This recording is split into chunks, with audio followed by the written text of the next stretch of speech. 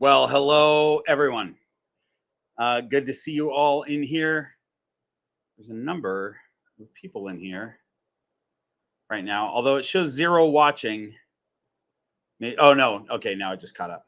Okay, so I think we're good. There's been a lot of chat before the show that I haven't read, so sorry about that. But hi, everybody. I assume you're all just chatting with one another. Great to see you all in here. I've got Willow with me right now because it was requested. So that's what's happening. I'm just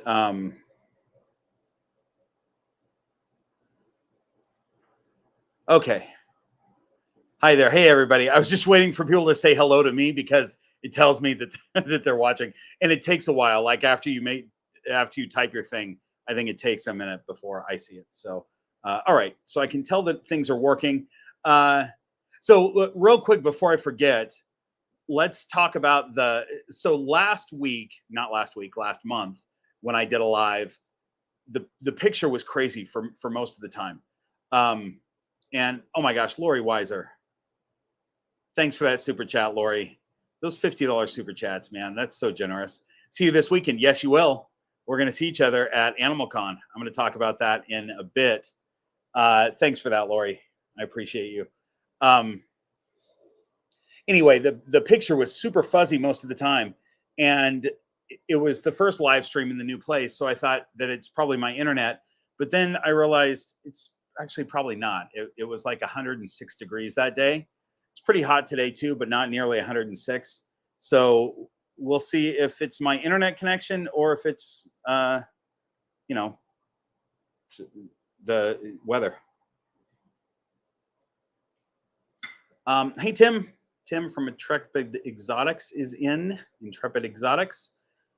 Good to see you. Tyler's in. DW, Bella. Hi, everybody. I'm sorry, I won't say everybody's name because it just takes a long time. Aquatic Moose, I'm just seeing the people that are jumping in right now. Great. Glad things are looking good. Okay, let me try to get Willow on my neck. So, we've got Amy here. Amy, do you have a snake in your hands? Hang on. It looks like you have a snake in your hands. Hi, Amy. Hi. Oh, you've got Dodger. You got here. Let's give I've you a got solo. Dodger. Also, she's like a smidge hooded right now. No, she's over it. Was she a little cranky there for a minute? She doesn't mind being handled, but she doesn't like being pulled out of her enclosure.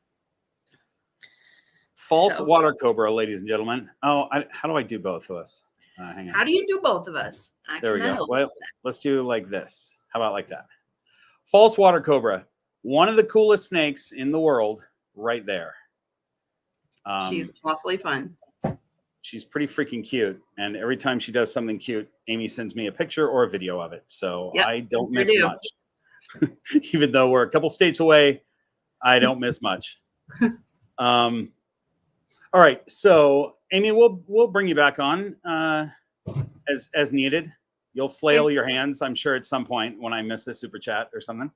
Yeah. Okay. Bye, Amy. Bye. So that's a good time to remind folks or to tell the new people that if you have a question, you can ask it. Just ask your question. I probably won't see it, but there are other people in the chat that are experienced snake keepers. They will probably see it and answer your question. So keep your eyes on the chat if you've asked something. If you want me to see your comment or you want me specifically to answer your question, send it as a super chat, and that way I'll see it. If I miss it, Amy will flail her hands and she'll tell me that I missed a super chat. So that's how that works. Oh, Clint is in with Black Box Cages. Hey, Clint. You're in early, man. Well done. Clint's a hardworking guy, and he usually jumps in about halfway through, but he got in early this time. Danielle, thanks for that super chat. New place is looking good. Oh, thank you. I'm liking the new place. It's slowly getting set up because I've been out of town a lot. I moved and then I had to go right back out of town. I've been on 2 trips and I'm going on another one. I just got back from Clint's reptile room in Springville, Utah. And that was a blast. Saw a whole bunch of other creators and hung out with friends and had a wild competition, like scavenger hunt type thing. And then Nerf gun battles, destroyed each other with Nerf guns. It was super fun. And then we got to hang out a bunch, and we do a bonfire on the last night. We do meet and greets for one thing. That's one of my favorite things is we do 2 meet and greets back to back where people come in and you get to hang out with fans and such. There was a number of people from my Patreon, some of the horde of keepers that I hadn't met in person that came out. And that was really cool to see those guys. And then just everybody else that enjoys the channel. It's really nice to meet people in person. So that was that. I'm here for a couple of days, and then I've been here for a couple of days back at home, and then tomorrow I leave for Animal Con. So I'll be in Orlando, Florida, doing panel discussions. I'm moderating a panel discussion. I'm involved in, I think, 5 different ones, and then meet and greets there, and tons of hanging out and good times. So it's very exciting. Alan David 79, thanks for the super chat. My daughter Catherine wanted to know if we could see Echo tonight and what she can do to make sure our ball python has good sheds. Okay, Catherine, yes. I tell you what, we might be able to see Echo right now. Let's see.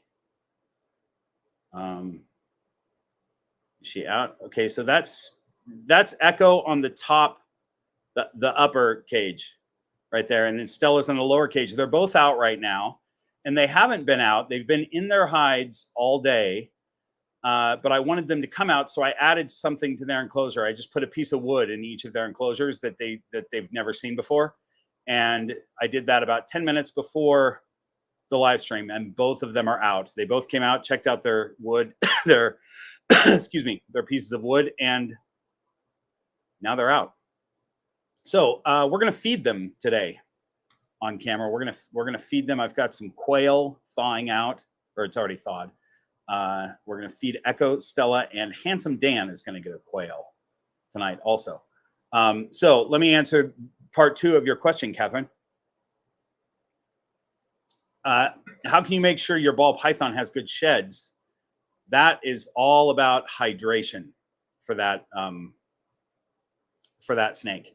You want to make sure that their humidity is correct. So somewhere between 60 and 80% humidity. And if when they go into shed, you want to make sure it's around 80, between maybe 80 and 90. And then make sure they have fresh water all the time so they can drink water as much as they need. And then they'll have a good shed for you. That's a good question. Thanks for that. And thanks for the super chat. Did I get them all? I think so. Okay. So really excited for Animal Con. It's going to be very fun, but it's been a crazy travel summer for me. And once I get back from Animal Con, I think I'm done traveling. I might take one other trip, but I'm not sure if I can swing it. So we'll see. But basically, I'll have a little time to relax and get the house settled. The snakes are good. They're set up at least. I just need to organize my stuff in the house now. So that's that. This hat is proving to be a pretty decent snake hat. This is one that I had special made. I stopped on my way. I was driving up to Oregon this summer for a festival, and I stopped in a little town that I can't remember which one. I was in, maybe Roseburg. I think I was in Roseburg, Oregon. And I pulled off and I found this little hat shop, and I went, ooh, a hat shop. I'll go in and buy a hat. Well, it wasn't just a seller of hats. It was a maker of hats with old-timey hat machines and stuff. And so I had him make me this hat. It's pretty cool. So that's that. Okay. What am I drinking? I'm drinking Glenfiddich 14. This is one that I don't think I've had before. Glenfiddich 12 is the one that I usually have had in the past. It's a green bottle. That's the common one. I think this one's relatively common too. But this is a Scotch, and it's dark for being a Scotch. And the reason is that the reason bourbon is dark is because it takes on the color of the barrel. And then those American bourbon barrels get sent to Scotland, used, and then the Scottish folks put their Scotch in it, and they age their Scotch in a used barrel to get the flavor of the bourbon in there a little bit. But it also, the colors have been extracted already from it. So Scotch is much lighter in color usually, but this Glenfiddich 14 spends 13 years in a used barrel, and then in its 14th year, it spends a year in a brand new oak barrel. So it gets all that color from the oak. Willow, you can't drink any of this.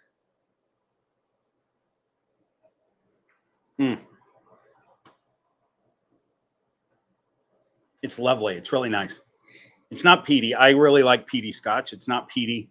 It's just a nice Speyside Scotch that's really caramely. A lot of vanillas and caramels in it. It's nice. I like it. Okay. So there is your whiskey section of this live stream. It's about all we're going to do on whiskey. I'm drinking less whiskey these days, you guys. Okay, I guess we're still talking about whiskey, but it's more about me. I'm drinking less whiskey because I'm finding, I think I might be aging. That could be the problem. I'm finding that I don't feel good after I drink whiskey, and I don't drink to excess. Like I'm not someone who drinks and gets drunk, but even just a couple of whiskeys in an evening, which usually, that's no big deal at all. I'll end up with a headache, or I won't sleep very well or something. So it's affecting me more than it used to. So I am not drinking nearly as much whiskey. I don't in the evenings usually with a whiskey anymore. So that's that. So we may end up doing snakes and coffee or snakes and water or something like that. But today it's still snakes and Scotch. So sláinte, everybody.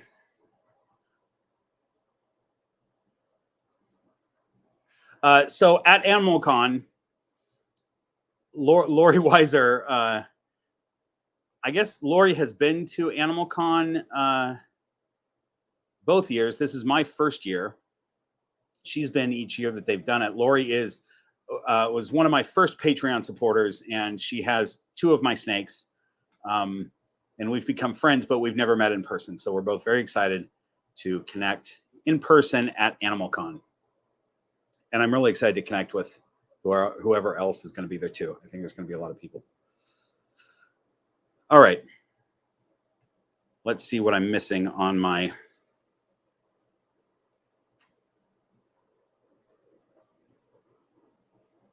Oh, I want to show you guys. So one of the things that we did at Clint's is we went through his summer. He has a summer camp for kids. It's like a life sciences summer camp thing, and it's called Clint's Reptile Academy, I think. And we went through the 3-day summer camp in one afternoon, did all these projects. And one of the projects was we learned how to mount a bug. We went on a hike and we caught a bug, and then we learned how to mount it. And so this is my little cricket that I mounted, and I'm showing this just because. Hang on, we're going to get back to this in a second. Tara, hang on. I'm gonna get yours. I see your super chat. I'm gonna get to it in a second, but I want to. So that was this is my mount. Now, Amy Bentley took advantage of Dave Kaufman, who leaves stuff in my car. Dave left his mount, so Amy just stole it. Hi. Amy, can you show us a close-up of what Dave did with his? Sure. I have to be really careful. He didn't poke any of his pins through his specimen, so I gotta make sure it doesn't fall. You ready for this? Yeah. So So that is that's two crickets, ladies and gentlemen. And his excuse was that Clint told us to mount them. So he signed it and everything. Thanks, Amy. Welcome. I like to do things seriously sometimes. I like to take science seriously. Apparently, Dave Kaufman, everything's a joke to him. But I'm glad his bug got stolen. So Amy's not giving that back. We had a great time. Okay. Oh, back to, hang on. We had a super chat.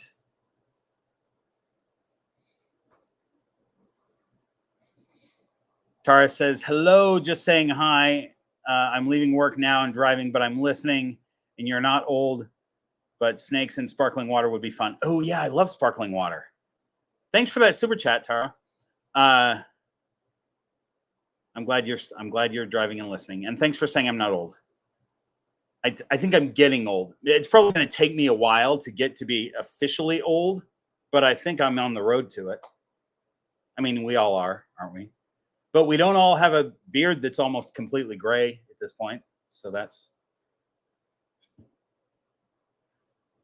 Brian Cusco's kid came up to me this weekend and he goes, hey, Santa Claus. He had a Santa question for me. Cusco's raising those kids to be mean. That's the thing. No, that's a delightful family. If you guys get a chance to meet Brian Cusco and his family, they are the loveliest people. All right. Where are we at here? Should I just feed these snakes? Redbeard Blake, thanks for that super chat. I appreciate that. Do you have a question or comment that you want to go with that super chat? Put it in the chat, and if I don't see it, Amy will, and she'll flag me. Danielle, thanks for the super chat. Dave's bug looks like one of those circus knife throwing victims. Yeah, it does. His bugs, they're joined in an intimate union. But they do look like circus knife throwing victims. It's okay, Redbeard Blake. That happens a lot, especially on first super chats. It just goes through and then it doesn't get your question. So go ahead and throw it up there if you have it.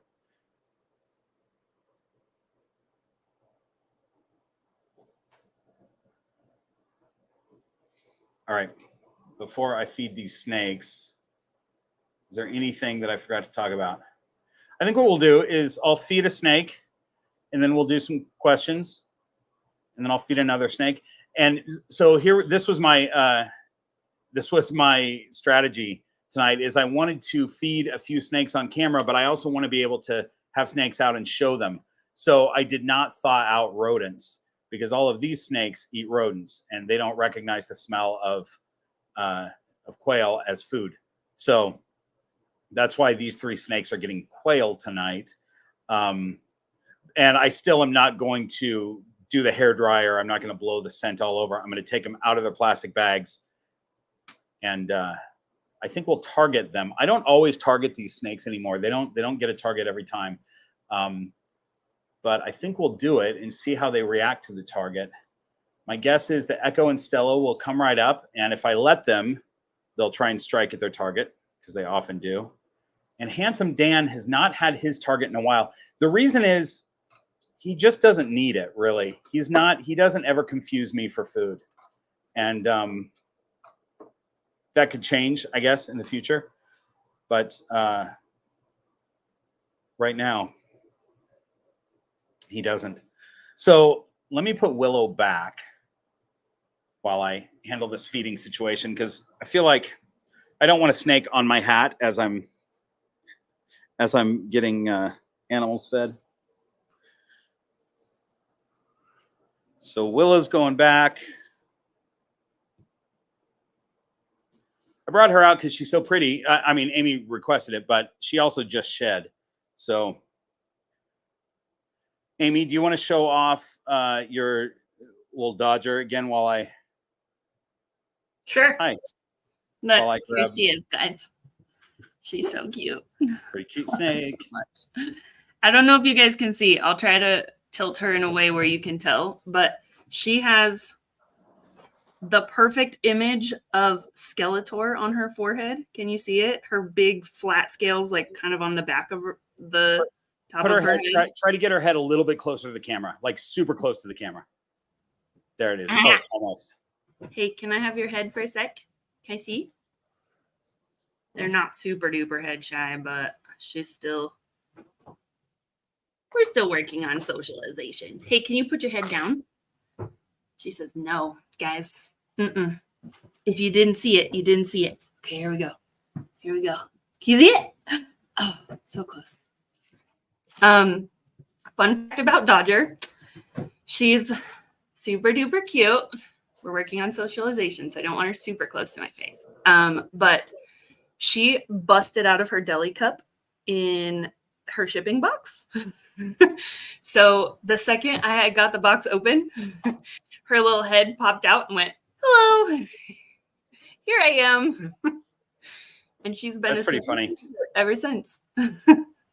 Okay, I'm pulling you off. I'm going to try to do this while these are still kind of warm. Okay, bye, friends. Thanks, Amy. Bye. All right. Let's try and feed Echo first.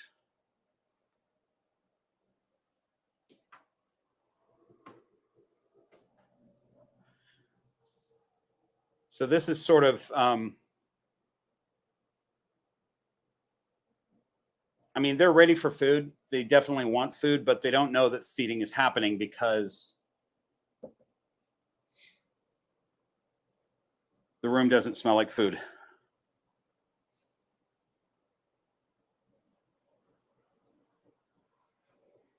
There she is with the target. Now, the other thing is this rodent is not warmed up very well. So we'll see what happens.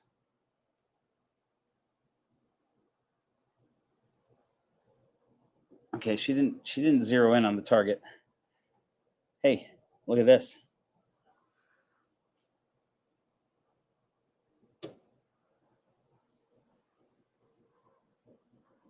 There you go. So that miss is because of the heat. You know, she zeroes in on the heat, and that was not a very warm bird. So she missed the first strike. Interesting that she didn't go nuts over that target, though. I think she had a target a few weeks ago. Her last feeding she didn't, but the one before she did. So kind of interesting. Let's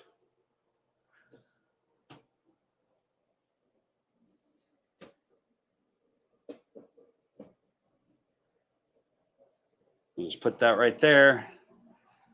And we'll get back to it if anything interesting is happening. So there we go. And I don't think Stella is any the wiser. Is that how you say that? I don't think Stella knows what's going on. Usually, if she sees me feeding another snake, she goes nuts, but I don't think she noticed.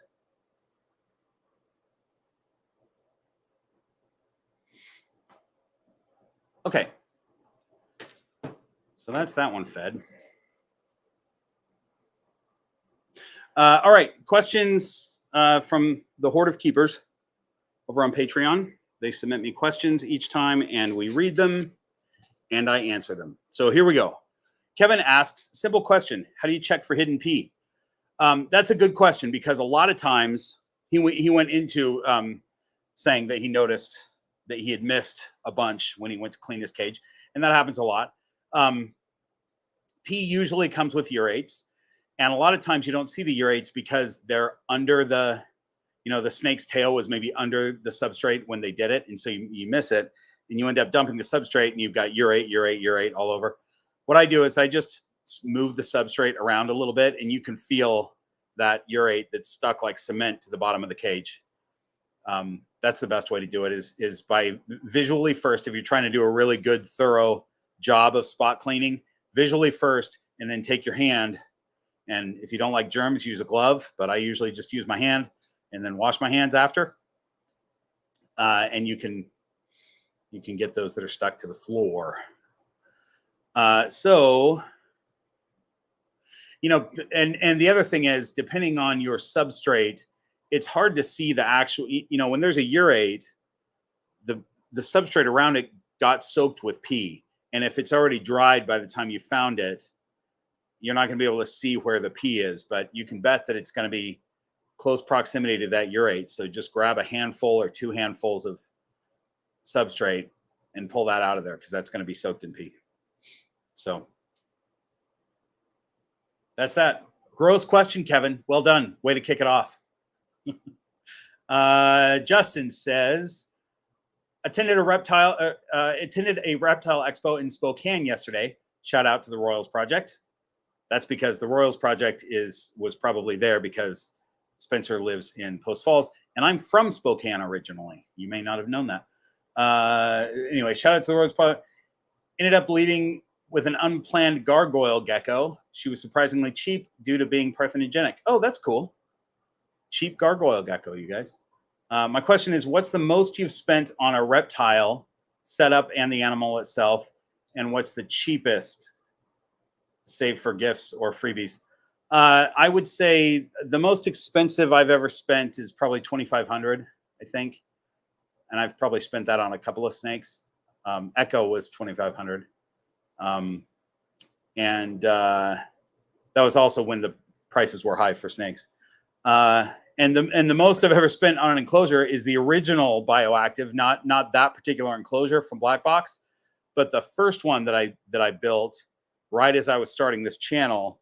That thing cost me probably close to $1,000 just because I kept buying plants and changing things, and it was really dumb. I did not budget that properly. Maybe it wasn't 1,000, but I bet it cost me around 800, you know. And what's cheapest? Maybe Damara. Damara was $400 at the time, which is a lot more expensive than she would be today. But I don't care. They're my animals, and you know, I wouldn't be selling her today. So that's that. Let's see. Let me just switch it on here to see if we can see anything interesting happening with Echo. I did a short that I put on YouTube and Instagram and TikTok probably too, where I talked about what happens when a snake eats. And it's always good. It was their last feeding. They got quail last time too. And it's good to explain that when they're ingesting a quail, because these tend to be a little bit thicker than a rat. They probably weigh a little bit less than a rat, but they're thicker than a rat. So, because, you know, their bones are hollow and they're just birds. But anyway, it's a job for them to get those down. And I tell you what, Handsome Dan had his first quail recently, and he tried to eat that thing sideways. And I kept thinking that he was going to that he was going to just hang on, there we go. I kept thinking he was going to let it go, re-release, and adjust, and he never did. He just ate that quail sideways basically from the shoulder. So it would be like from here, he just ended up with half his mouth around the head and then the body, and then he somehow got it in there. I think by the time it got to his neck, it sort of straightened out, but that was crazy to watch. It took him a long time to do that.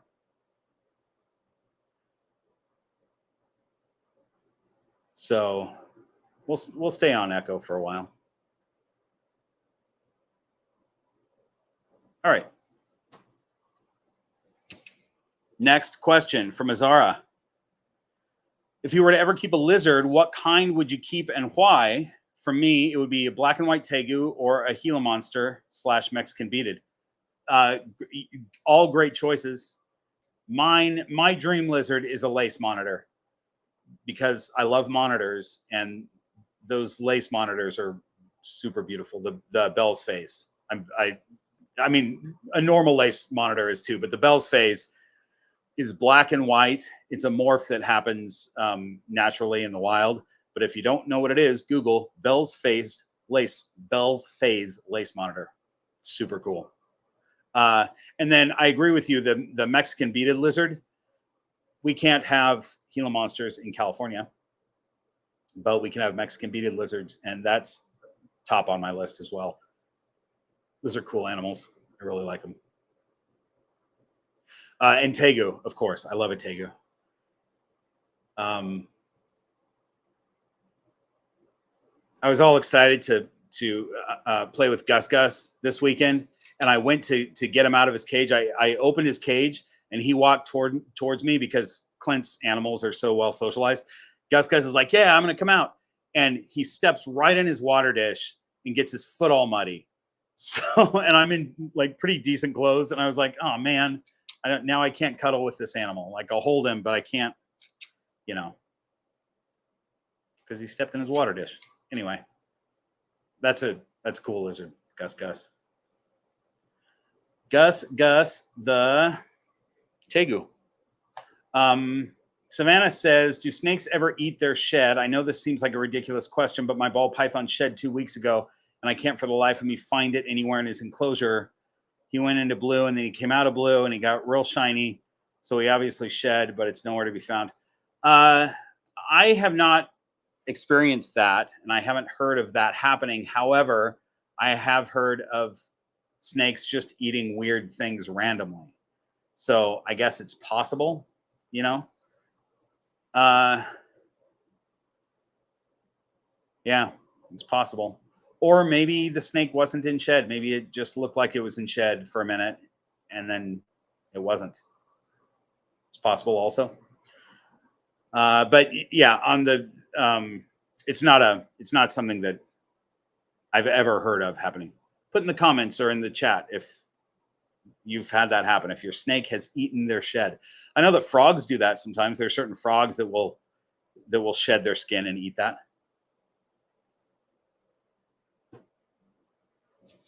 Amy, I'm going to put you on. I want to see that thing that you built. Hi. Hi there. I think so she cool. liked it. What's the tube? What was that?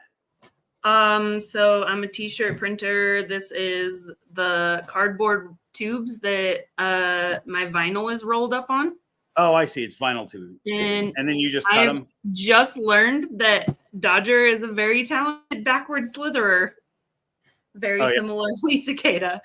Oh, yeah? But yeah, my dad just helped me cut them today, and then I just hot glued them together. Oh, so cool. Yeah, I think she likes it. Yeah, seems to. Fun enrichment item, Amy. Yep. Thanks for sharing. Okay, bye. Bye. All right. Tara, thanks for the super chat. Do you cut beaks and feet off before feeding quail? No. That is not a thing that I do because it's not necessary.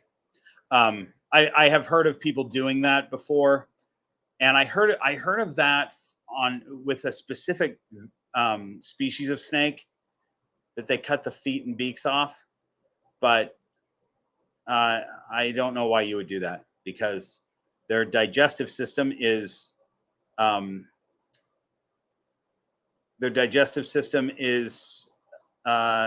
capable of digesting all that stuff. And if it's like that maybe it'll hurt them going down or something like that. I don't know. They eat that kind of stuff in the wild. So it doesn't make sense to me why they would do that. I wish I could remember, though, the person who breeds this one species of snake, and he says that he does cut the beaks and feet off when he feeds birds. And he didn't really explain it. It didn't make sense to me then either. But he breeds these animals, so I don't know if he had a problem with it at some point or what. And I also can't remember what the animal was. It was some sort of snake. So Echo's finishing up on that.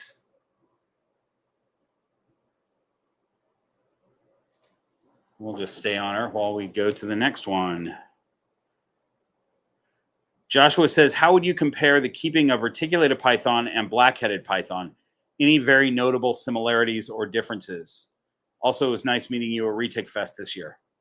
Yeah, nice meeting you too, Joshua. So yeah, they're very different snakes. A black-headed python acts more like a colubrid and feels more like a colubrid and seems more like a colubrid. But as far as care, it's very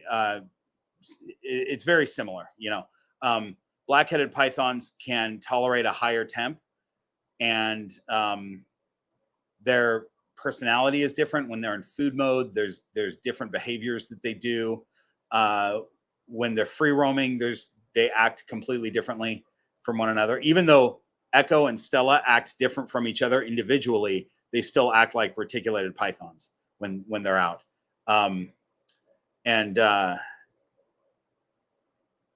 But Maya, the black-headed python, is just hunting when she comes out because they are active hunters. So she is moving all over the house constantly and in food mode. So, but as far as care, okay, so dryer, I was getting off track a little bit. So I keep Maya drier. I keep her on Aspen, whereas I keep these girls on or all my other snakes pretty much on cocoa husk. I don't ever put water on her Aspen. I just keep it dry. And then feeding is different. I feed Maya about every 4 days. And I feed her a smaller meal. So she's eating the same amount as maybe a reticulated or a ball python of her size, but she's eating them in smaller chunks and over the course of a couple feedings during the week rather than one big one. Or rather than one big one every 2 weeks, I'll give her a quarter of what I would normally feed twice a week, if that makes sense. So yeah, quite a bit of differences. But also, there are many people who keep black-headed pythons just like they would anything else, and they feed them every 2 weeks and whatever, you know, and that's a valid way to do it. The reason that I feed Maya this way is because that replicates more what she's doing in the wild. If she were in the wild, she'd be catching lizards and other snakes probably every day or every other day. She'd be eating a small meal, and their metabolisms are much faster. So the feed schedule for them, I think, should be different than a snake with a very slow metabolism like Echo here, who's going to work that quail into her belly and then metabolize it relatively slowly. Because, hang on. One of the reasons that she'll metabolize it fairly slowly is I keep them a little bit cooler. I don't crank the heat on those snakes. They're at about an 85. Their hot spot's about 85, 86, something like that. Which I think is better for them than trying to keep them hot all the time at 90. So that's that. Let's feed Stella. Since Echo's got hers down. Hang on.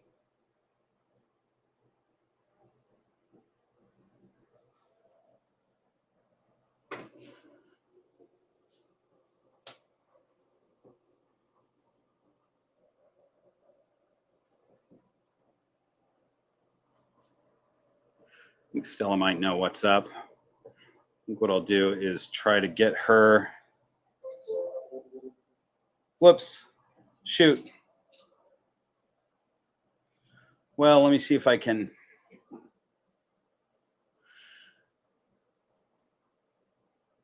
Let's see if I can get this camera back up.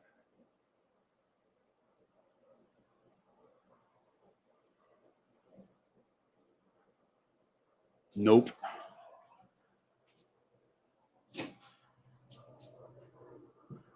I will, though.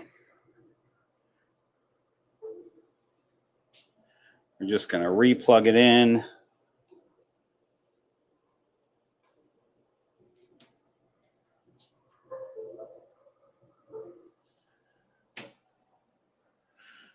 Okay. Sorry, guys. You don't mind waiting, though. You guys just talk amongst yourselves. You're good at that. Hi, everybody that's just joining, by the way. We're just getting the second camera going so that I can feed Stella. And we're feeding her a meal that's not warm at all. So we'll see how she does at striking it.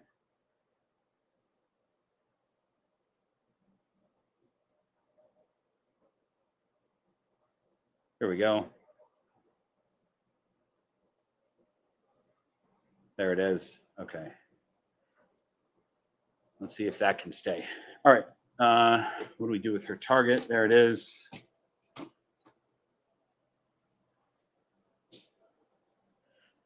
And the tongs.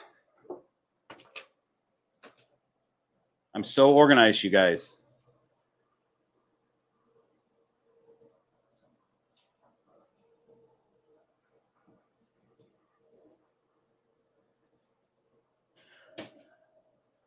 All right, so she's already a little bit crazy.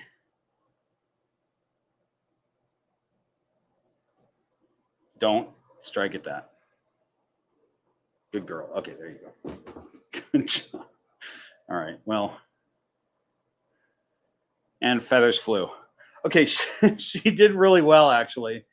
I don't know how much you guys saw of that, but she chased that target all over the place, and she didn't strike at it, which is really good for her. She basically did what she was supposed to do. I was kind of running away with it because I didn't want her to strike, but if she wanted to strike, she totally would have. She's very fast. So she actually did a great job. And I'm very proud of her. And just really surprised that Echo didn't act like that when she saw the target. Echo was not engaging with that target much at all, which is not common for these two. All right, well, hang on. Just blowing those feathers into the into the cage because I don't want them on the floor. All right.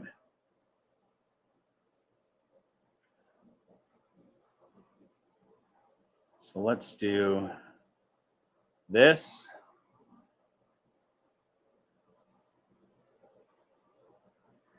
And we'll just watch her. Or you know what? She's going to sit there for a while. Let's just put me back for now. And we'll get back to her as soon as she's doing anything interesting. All right. Next page of questions.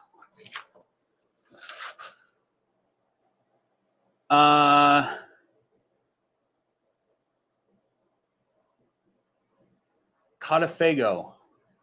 Is that what that says? God, I hate that my eyes are no good. Where are my glasses? Anyway, is Handsome Dan available or is he digesting? He's going to be digesting because I'm feeding him next, actually. So he's not available to come out because he's about to eat. But you will see him grab a quail, and we'll see if he gets it by the head this time and doesn't eat sideways.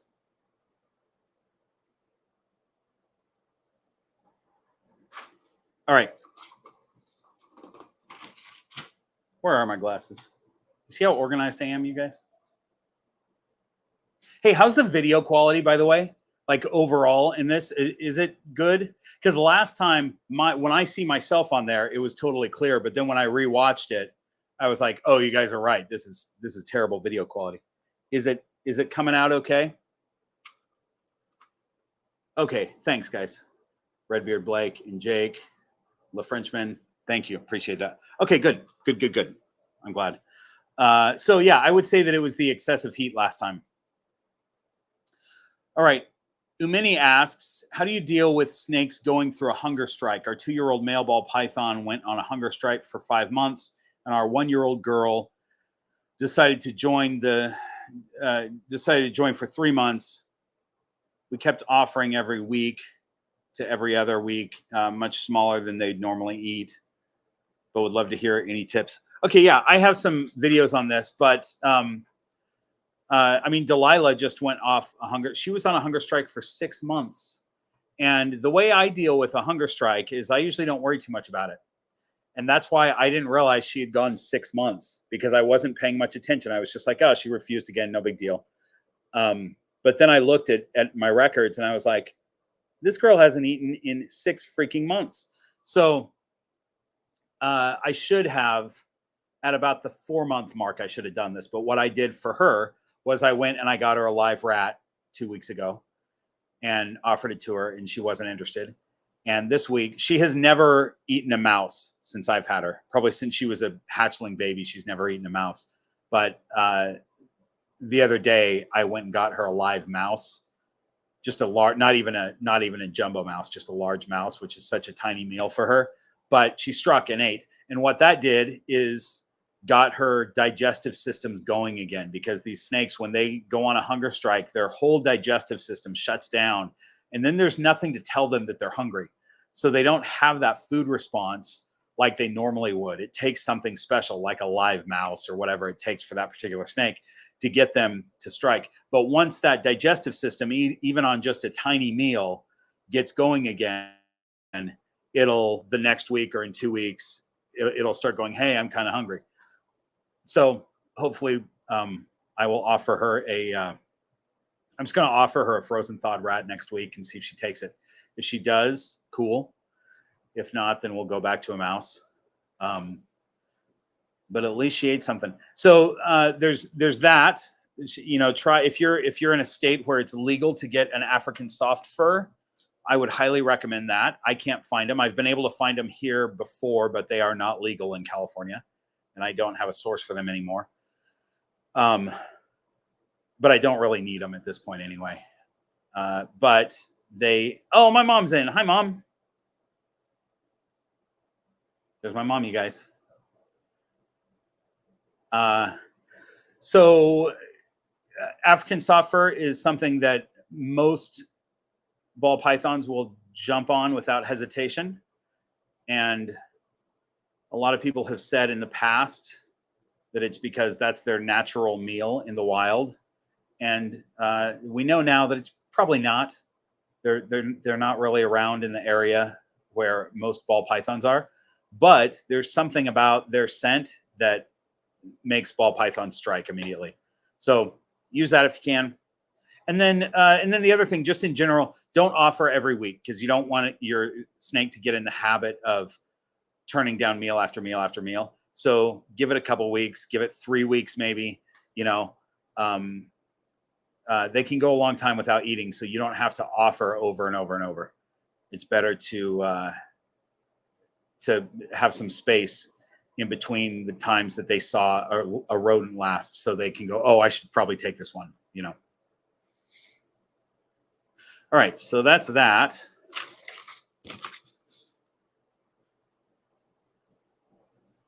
Okay, Phil says, hi, Bob. I've had Maxine since September 2nd and have yet to handle her.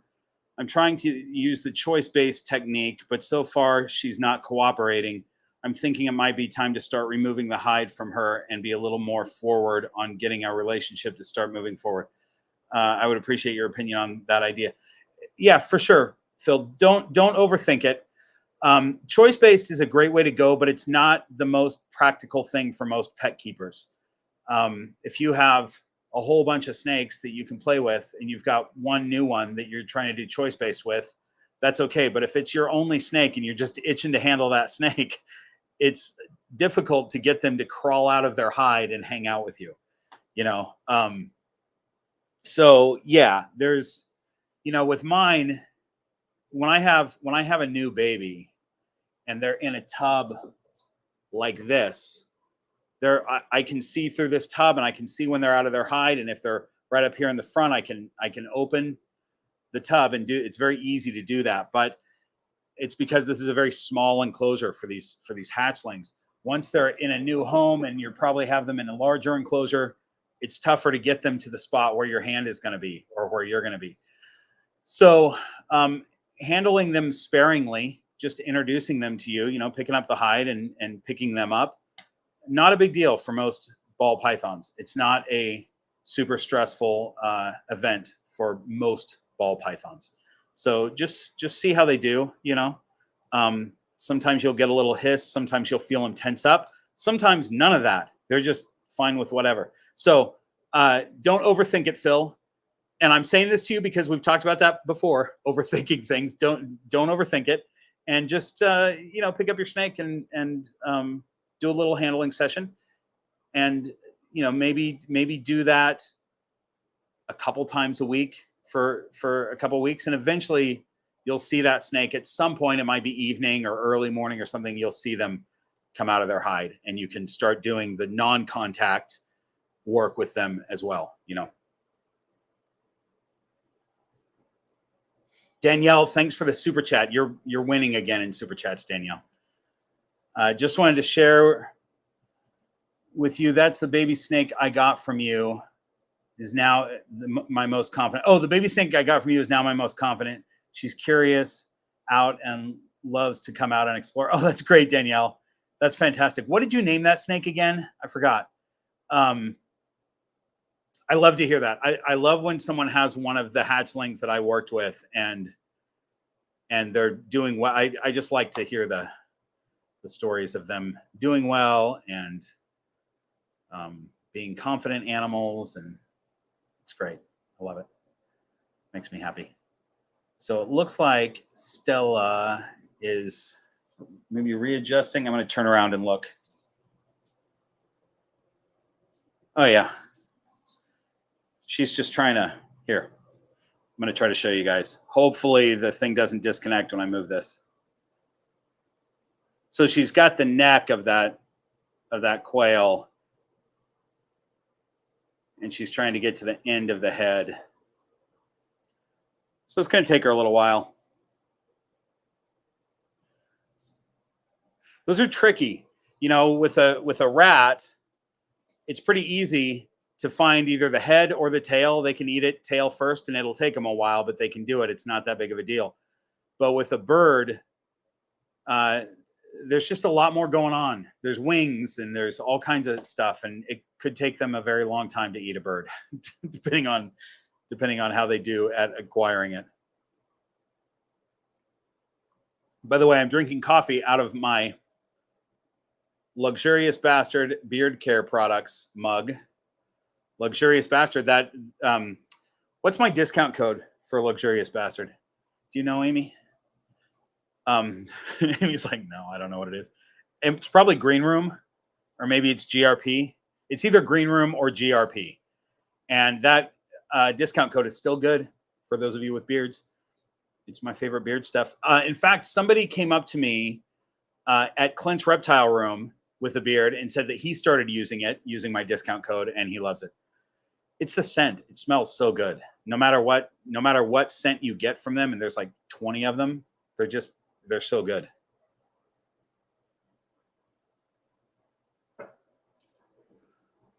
Tara is saying, Naomi is awesome and one of my most confident snakes. That one came from me also. Just so you guys know. That's great. I'm glad to hear it. That's a cool snake. I think that was one, Tara, remind me, I had her for a while, right? She came to you as like a 6-month-old snake, I think. If I remember right.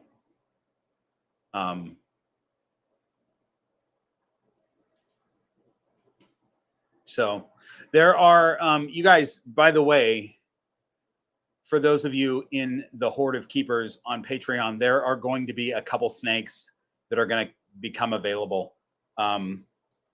So there's one from my last clutch that someone was going to buy and did not buy. So that one I'm putting back up as available. And I'm considering making the little shark mouth baby available to someone who has assist fed before, because that snake probably will never eat on her own, strike on her own.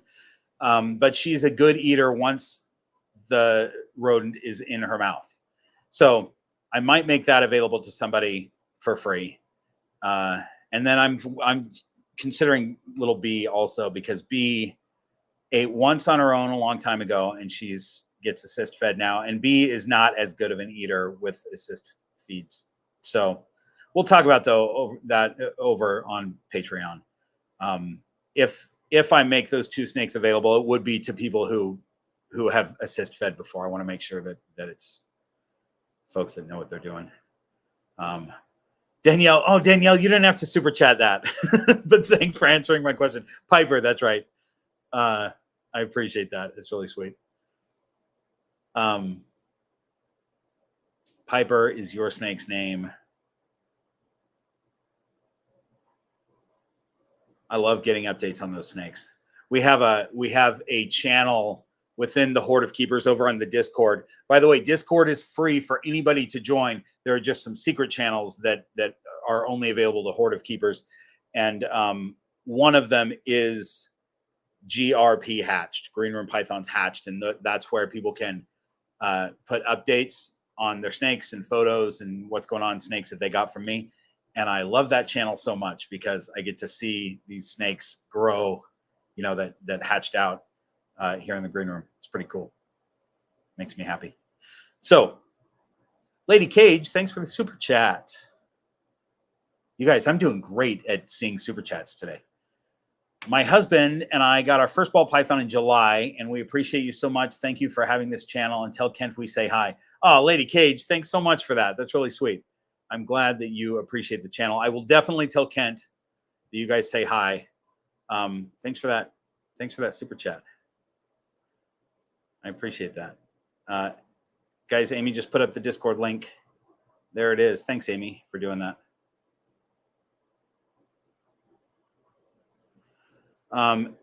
Exotic Bobs, I just noticed this one. What's your thought on using a grow tent as an enclosure? Somebody asked me this in the last live. It's not something I've ever done, but I've seen it done, and it seems like it would work pretty well, although having not had hands-on experience and also having not seen it in person. Like, I've only seen it on the internet, people doing it. I don't know what the potential pitfalls are, but it seems like it could be cool, you know? It gives them a big, huge enclosure. As long as you can keep it safe and keep their parameters up, it's pretty cool. Tara, thanks for the super chat. Naomi was 8 months. Ben's sister. Oh, that's right. So Erica has Ben, and you have Naomi, and they came from the same clutch. And I had them both for a long time. I was going to hold Ben back. That's right.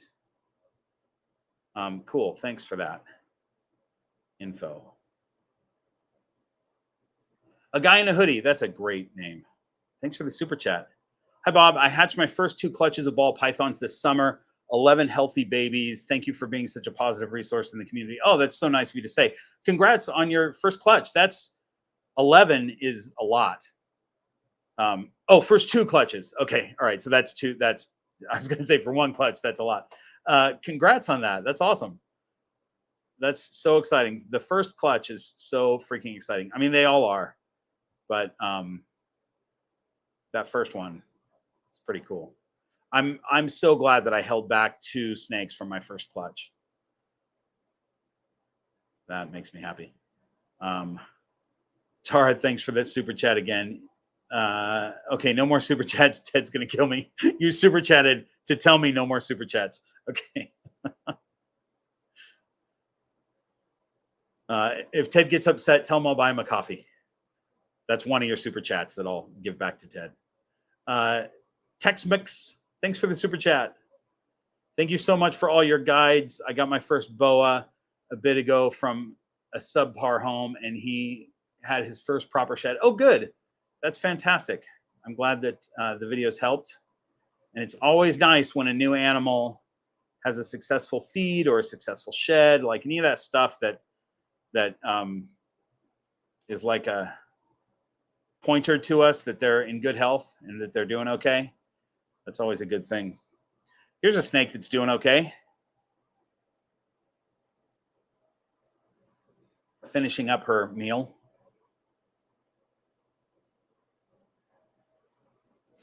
So Stella always, I mean, Echo does this too, I guess, but especially Stella, she will have a big lump in her belly, and then she'll be looking at the window for the next 2 days, waiting for me to hand her another one that she thinks she can fit in there.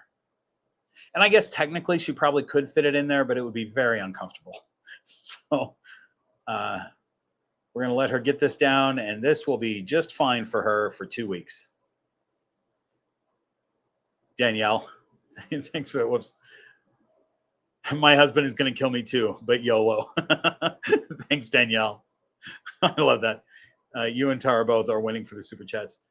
Dark Moon Dragon, I just clicked on yours. Also, I'll answer your question. What size enclosure is Stella? And that's a 5 by 2 by 18. Yeah, 5 by 2 by 18 high. And I have a stack of those. So Echo, Stella, and Maya are in those. And the one on the bottom that you guys can see there that Echo's cage is sitting on, that one's empty. And that is the cage that Banjo will graduate to when he gets a little bit bigger. That's my younger black-headed python.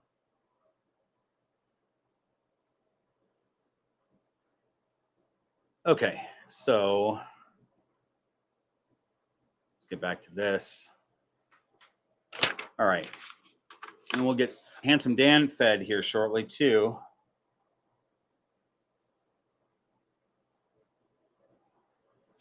Let's see.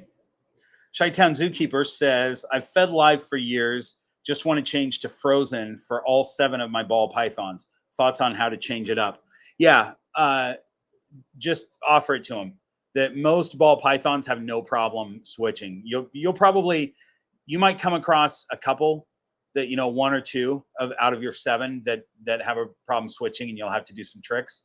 But the way to do it the most successfully, and I have videos on this, but make sure that the entire rodent is heated up pretty well, and to let's say 90 degrees ish, something like that. But then use a blow dryer on the head right before you offer. That's going to blow the scent into the enclosure. But that head should be at 120 degrees. It's hotter than any live animal would be, but it gets them to strike.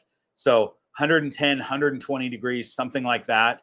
Offer that to them, and it gives them a really nice striking zone there. And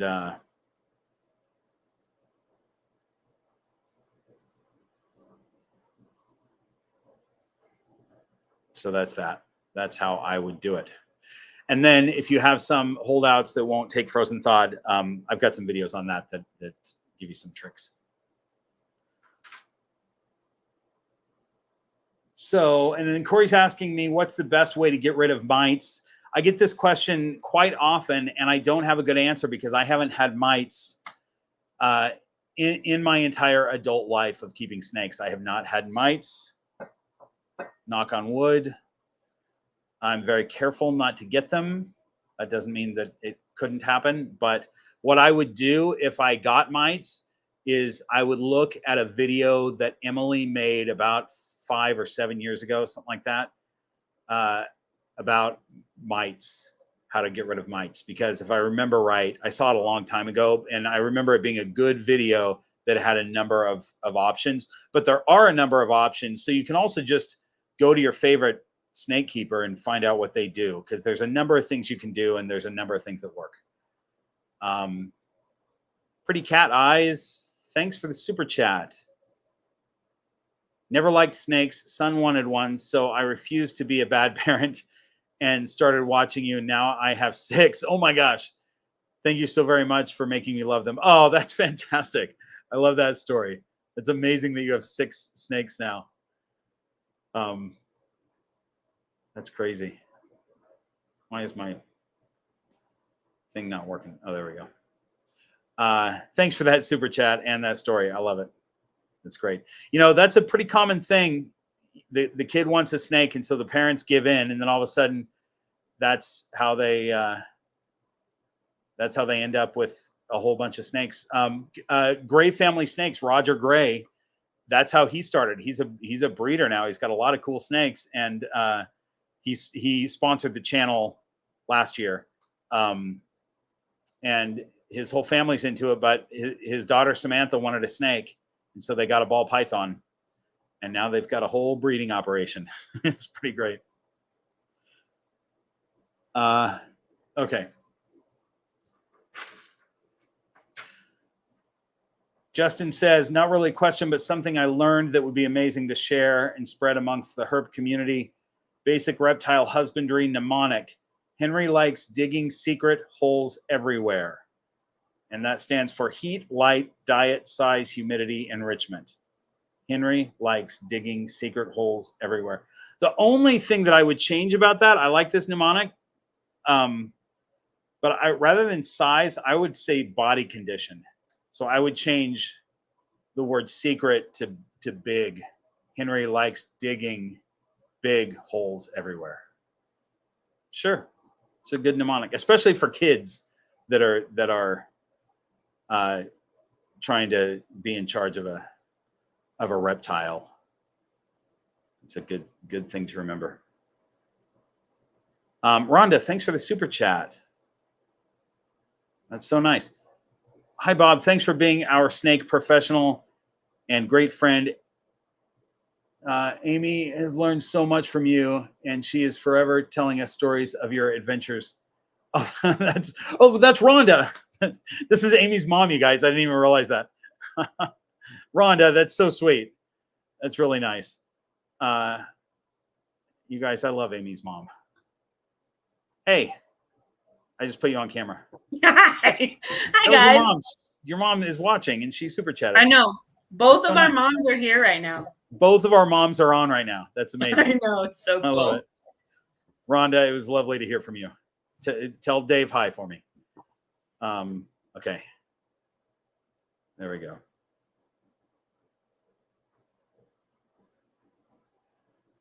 Wendy, thanks for the super chat. Do you have something to say for that? Do you have a question or something that I can answer? But thanks, I appreciate that. Common thing to happen, you guys, for I think someone's dog is walking across a keyboard. Either that or a baby is on Joanne's keyboard. I'm seeing a whole bunch of just letters. Dave says hi. Great. That's awesome. And now my mom's saying hi. Great. We've got the moms connected now. That's fantastic. Okay. So where are we at? Should we feed Handsome Dan, you guys? Should we give that boa some food? Let me see if there's another question that I can answer before we do that. Where are we at on this? Yeah, we'll stop with the questions here for right now. Let me move the camera. We're going to need a hook for Stella. What did I do? Here we go.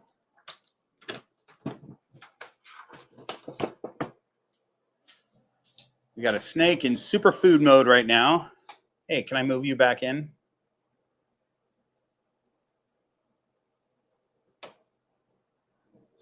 See that whipping around?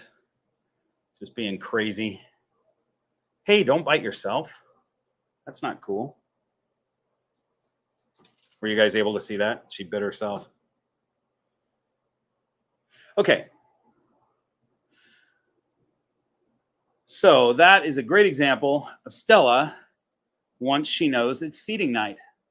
She never gets 2 food items, but she always expects it. Okay, let's do this. I'm gonna put this on like that. We're gonna move this. Oh, yeah, we're gonna move this thing over. Oh, I've got to reconnect this camera again because since I moved it disconnected. But let me set it up and then I will reconnect.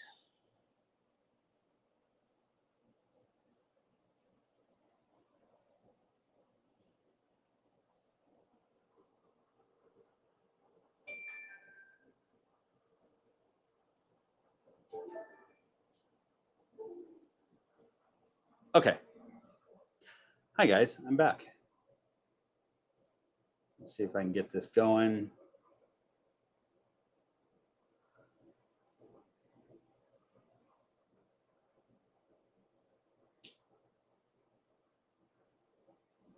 There we go. Okay, Mended Slinky, thanks for the super chat. Got my new pet snake, Pepper, the ball python. She's watching this live stream with me. Loves your videos. Oh, thanks so much. Congrats on your new snake. That's great. Love it. Thanks for that super chat, Mended Slinky. Amy, what's up? Hi. Hi. What can I do for you? Hey, well, first off, I wanted to tell you, I think you said it was Joanne. Yes. Joanne sent you a bunch of emojis that Oh, are yeah? showing up in the chat on YouTube, but they don't show up in the chat on StreamYard. They show up as like a bunch of weird letters. Oh, so that's why I was seeing all those letters. They were emojis. Yeah. Okay, I get it. Yep. And then I wanted to say really fast, to Wendy and Redbeard Blake are the two people who sent you super chats without any like questions or comments. You guys don't have to super chat again. You could just post in the regular chat. I've been keeping an eye on it just in case you guys still want to say something or ask a question of Bob. I'm keeping an eye on that for you guys. So if you want to say it, just pop it in the regular chat. You're the best, Amy. Amy's good at keeping an eye on things. Amy's so good at seeing, you know what, you guys, Amy is the best at seeing spiders in the Amazon. She sees all of them. So if you want to go to the Amazon and you want to avoid spiders, bring Amy with you. Okay. Yep. Bye, Amy. Bye. Pretty Cat Eyes, thanks for the super chat. This is all your fault, so you must know all 6 ball python names. Sergeant Snake, Sahara, Sunny, Sage, Scout, and Ivy. Lieutenant Dan is a foster. He's Lieutenant Dan because he don't got no legs. Perfect. I love it. Those are all great names. Thanks for sharing those with me, with us, with all of us. And thanks for that super chat. Again, Pretty Cat Eyes. Appreciate that. All right. Let me give me just a minute to get Handsome Dan's meal. His was in a separate bag because I found the smallest quail in the bag of 2 to 3 week old quails, because they're a little bit big for him, but the smaller one is a good size. So here we go. I just had to keep it separated so that I didn't accidentally feed one of the retics. Okay.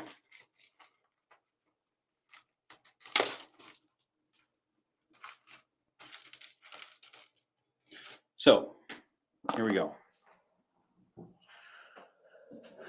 Now, Dan is a snake that I kind of expect to maybe not have much of a reaction to his target. I got to find his target first because I haven't used it in a while. But you never know.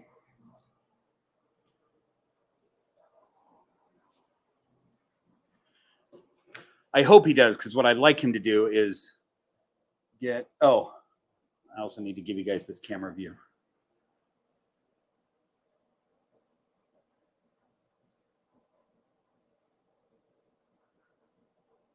Well, shoot.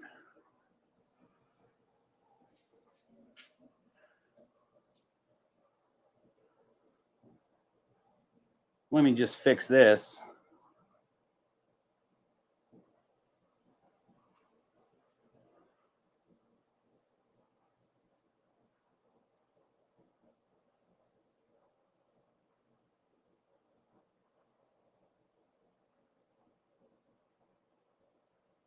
There we go. Okay. So he's in his sky hide. That light is backlighting his head, but to the right is his sky hide. And you just can't see him very well, but he's sticking his head out of it. I guess you can see it. I just went full screen with it. Okay. So let's see if we can get him out of there with this target.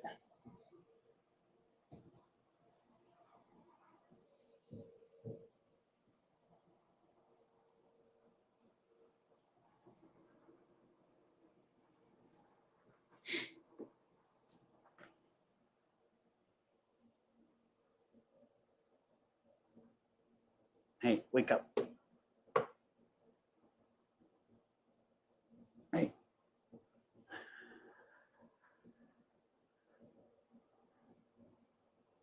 There we go. I just had to wake him up. Do you remember what this is, pal?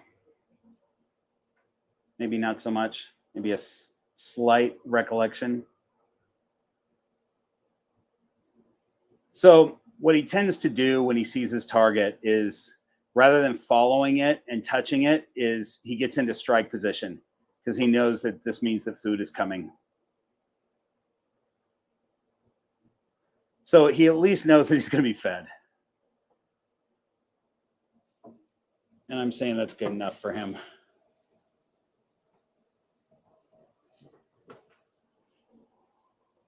There we go. Let me see if I can set this camera a little bit better.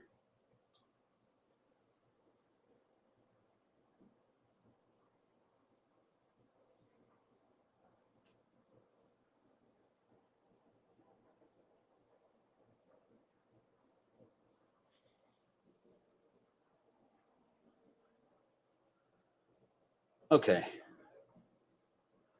So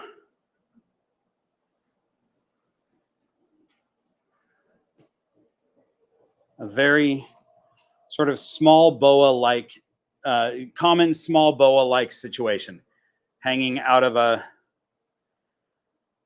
tree or out of some sort of hide from above and snatching their prey, eating it that way. All right. So there we go. This is, I don't think we've ever done a feeding on a live stream before, right? I think this is our first live stream that's included feeding some snakes.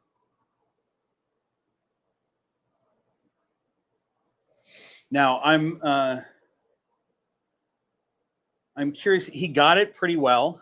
He still doesn't have the head in his mouth, but he's so close. So last time, for those of you who weren't on when I mentioned this, last time he ate the bird sideways. Not started to eat it sideways and then readjusted, but literally ate it sideways. And I'm hoping he doesn't do that on this one. So, but I think he's in pretty good shape. He's starting out pretty good. Lady Cage, thanks for the other super chat. How do I feed my ball python decapitated frozen rat pups I got mailed in? Also, any chance you're going to be at the NARBC Tinley conference this month? I won't be at Tinley. I was planning to go, but my travel schedule got so crazy that I couldn't swing it. So I won't be at Tinley, unfortunately.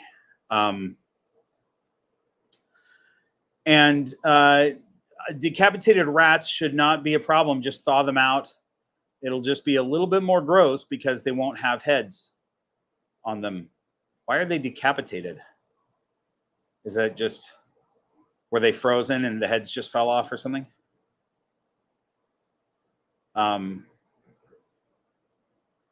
That's how it's done. Oh, let's see what Handsome Dan's up to here. Okay, I think he's doing pretty well. He's all twisty.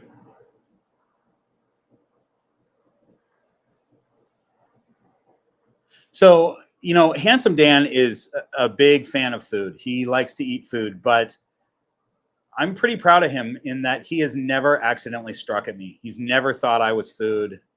He's always been really good at that.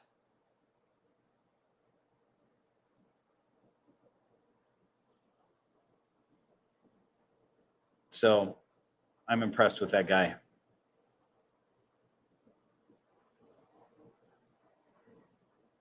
All right, back to the questions. Lady Cage said they just came that way. It looked like a clean break at the thickest part of the neck. Got them from Lane Labs. Oh, if they're from Lane Labs, it was just an accident then. I've rarely gotten them decapitated. It's weird that you had several in the bag. But that's not something that they do to the rats there. I have had plenty of decapitated birds, though. That's more common because their necks are so skinny that they freeze them and then they just break off. It just makes them grosser.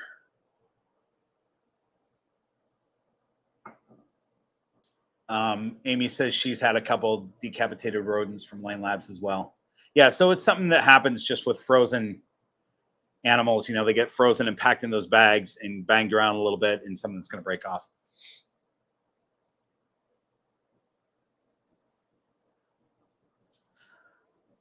So Anna That's really interesting. Never seen a boa eat before, and surprised they go against gravity. Yeah, you know, ball pythons will do this too if they eat from above like this. It's it kind of helps them, I think, to keep the food straight in their mouth. They hang there and walk it. You know, they can still walk their jaw back and forth and walk it into their mouth, and using gravity to keep it straight, I think, is helpful. But I've seen the inspector do that a number of times. He'll go up and perch on his log and eat that way.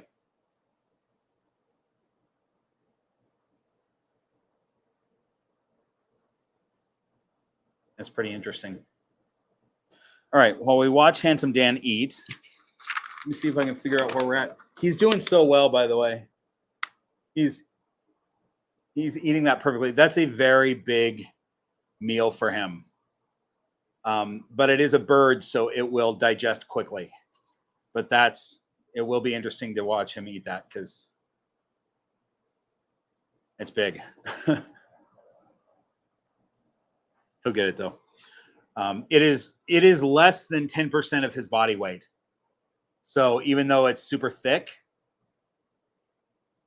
it's not, by weight, it's not that big.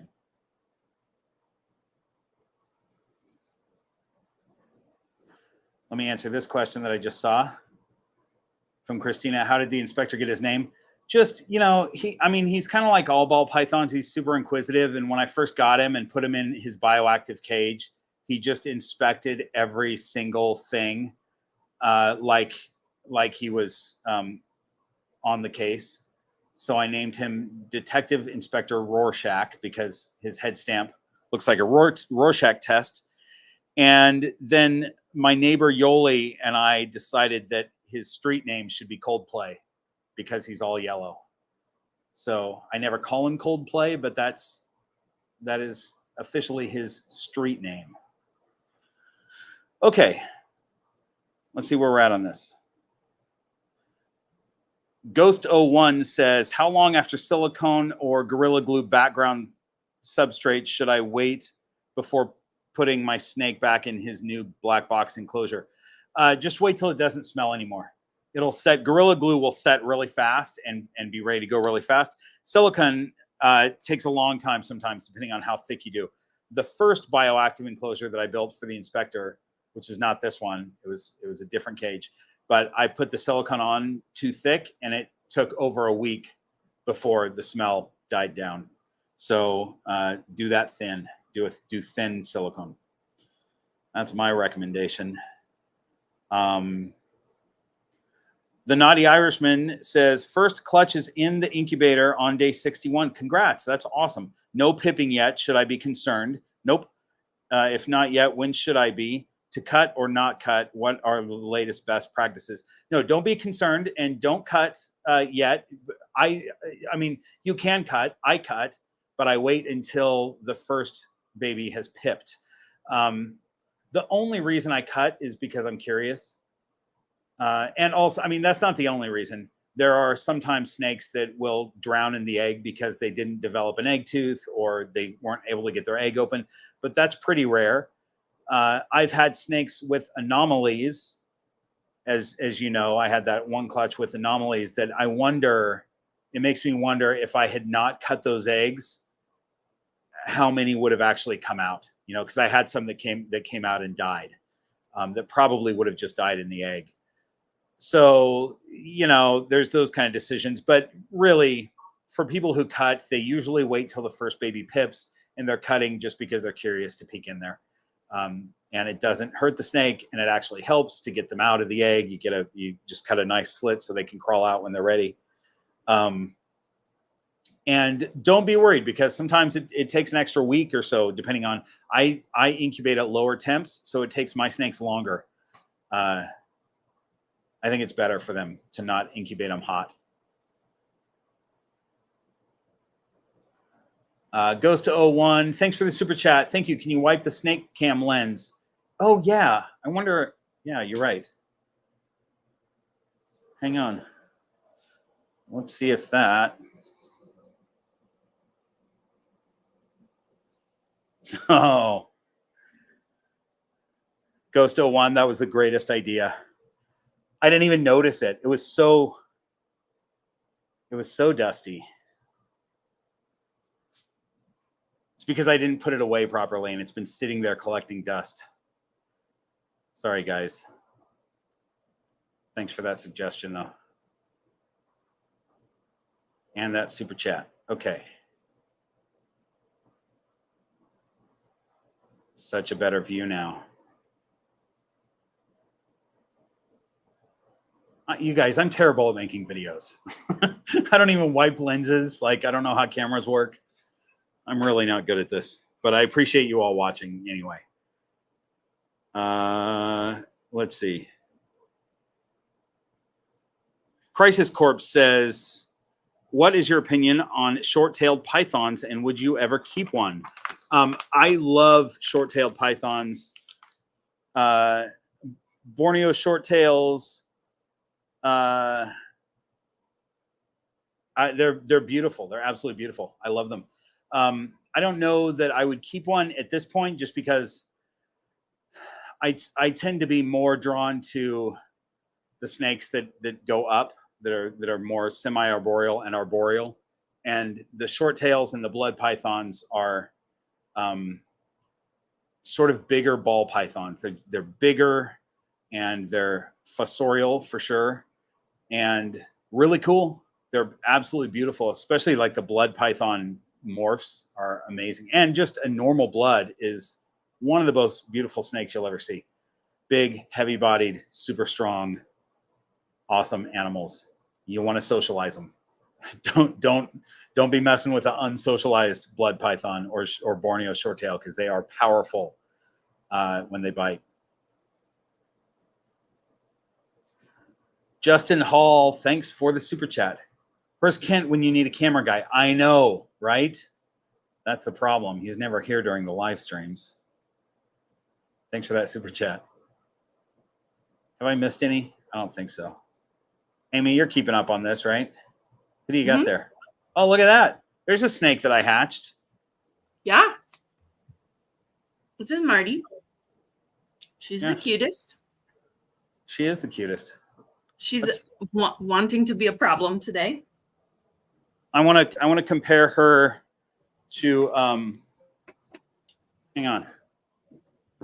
Oh, Handsome Dan has flipped upside down, and now he's using gravity to his advantage the other way. Come here, problem child. Okay, here's Marnie's sister. I just want to compare. Nope. Oh, no. Yeah. Technically. What? Yeah. You're right. You're right. Clutch mates, right? Yeah. Yeah. So I thought you were pulling out Delilah. Oh, Delilah's their mom. No, they're not sisters. Yeah. No, Delilah's the mom. Yeah, I would say that Willow is bigger. I mean, Willow's been bigger for a while, I think, as we weighed them. But look at these two animals. How pretty are they, right? Like they came out of the same clutch. I have another one too. Yeah, you do. You got Colin Robinson. Please don't crawl off the table. Okay, floor. Come be on the floor for 2 seconds. Come here. All right, there you go. I'm gonna let you get Colin Robinson, but I'm gonna show. How do I do this? Oh, you got him. There he is. Look at that handsome guy. What's he? He's inchy or asphalt. Yeah. No, he is NG and yellow belly or asphalt. Hey, you have to let go of this chair. Oh, that's what I meant. NG and yellow belly or asphalt. Yeah. That's what I meant to say. Okay, we're going straight on Handsome Dan right now. There we go. Nice. Well done, sir. There might be some of you, there's a couple hundred people watching right now, and there's probably a small handful of people that aren't used to snakes or not keeping snakes. And this might be super gross for you, and I apologize for that. I don't often show snakes eating in my videos because of that. I definitely don't. I don't even do live feedings, but I definitely wouldn't do that. but I don't even show frozen thawed feedings because if you're not used to seeing snakes eat, it's kind of gross. But I think it's also fascinating. So we're doing it in this one. I'm going to pour a little more of this Glenfiddich 14. This is a really nice Scotch compared to the 12. It's different. You know, the 12 is kind of a normal Scotch that you can buy at the grocery store here in California, at least. The 14 is a step up, though. It's really nice. Hey, Bob, did you get that super chat from Johnny John? I don't know. Hold on. I'll look. You might have said something while I was trying to get Colin out, but I don't remember. I wasn't paying attention. I'm scrolling.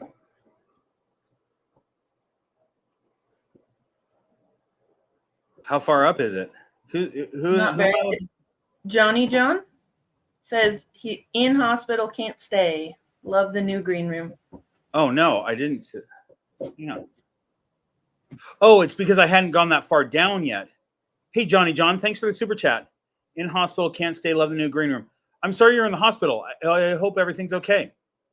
But thank you. Thanks for checking in. Thanks for super chatting. I'm glad you like the new green room. I really like the new green room, you guys. I'm sad that I'm not.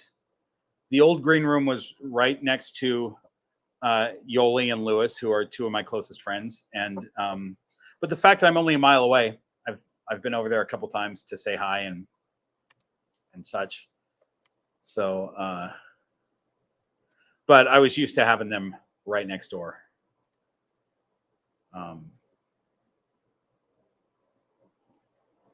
But I really like this new place. It's bigger. There might be some snakes introduced, some other species introduced at some point relatively soon. Here we go. Handsome Dan is finishing this up. Fizzy, thanks for the super chat. Hey, chat, don't forget to hit the like button. That's so nice of you. Yeah, if you're enjoying this video, you guys, feel free to hit the like button so that YouTube pushes this out to other people. Thanks for that reminder, Fizzy, and the super chat. It's so nice. Mojo Zoo, I do not have any hognose snakes, but I really like them. They're super cute animals. I highly recommend a hognose snake to anyone who is into those. They're cool. Mystic Drake, Pip will be having a boyfriend if I can find one. I'm on a wait list. You know, pygmy pythons are pretty rare to find. And I'm on a wait list right now with Dr. Justin Julander, who has a couple pairs that are breeding right now. And I'm hoping to get a male. Also, I'm not totally convinced that Pip is a female because that's a pretty small snake. I got her she was 4 grams when I got her. I don't know how you sex a snake at 4 grams. So I need to figure out for sure. I'm afraid to pop her. Like she's way bigger now, but she's still so small. I don't even want to do anything. So I might take her to the vet and just have them do an x-ray or something. Because I don't want to probe. I don't want to pop. Or I'll just wait till she's bigger. She is tiny. Ghost01, thanks for the super chat. Handsome Dan's perch came from Specialty Enclosure Designs, but it's not that anymore. It's not called that anymore. Let me see what it is. Hang on. Called reptileperch.com. Thank you. You're welcome. So faster than me. Reptileperch.com. Pretty inexpensive. Oh my gosh. Handsome Dan. Hang on. I just want to see this with my own eyes. Yeah, these perches are pretty inexpensive. It's just PVC that he's twisted and painted. Oh my gosh, he's just gonna rest like that. I mean, pretty amazing that they can get their mouth and neck stretched around that, something that thick, you know.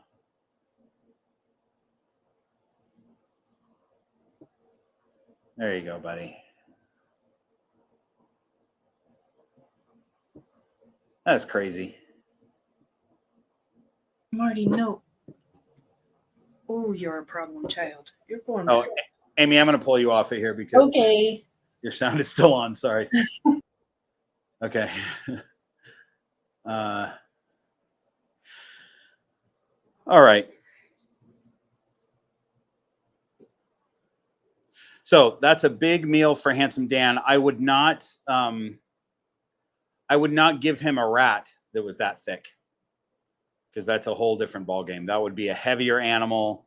It would take him longer to digest, and you want to be a little bit careful with boas and the regurg and such. All right, but he did pretty well with that quail. Okay, are we on to Taylor's question? Yeah, we're on the last page of questions here, you guys. I should have a snake in my hands as we do this, since we're pretty much done feeding. Let's Pip ate last night. She's still digesting. I'm going to leave her alone actually today because she had a pretty good size meal.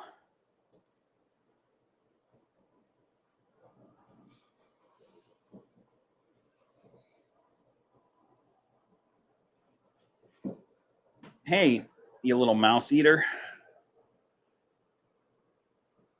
I'm pulling Tiger Lily out for Erica,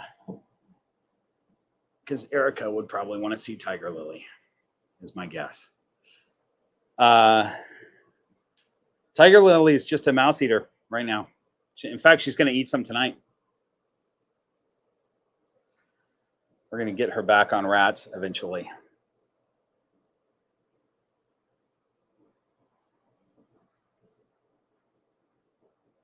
There we go, Erica. That's the correct response. That's what I was looking for. A yay. Yeah, I love Tiger Lily. She, she used to be totally clean. She's getting so much dark in those, this dark sandiness in the yellow places as she grows. But that used to be totally clean, but it's still really beautiful. And her sides, let's see if I can get, well, now she's upside down. There we go. Her sides are so cool. I just love that, how it looks like an eraser came in and has taken that brown out. Such a cool combination. This snake.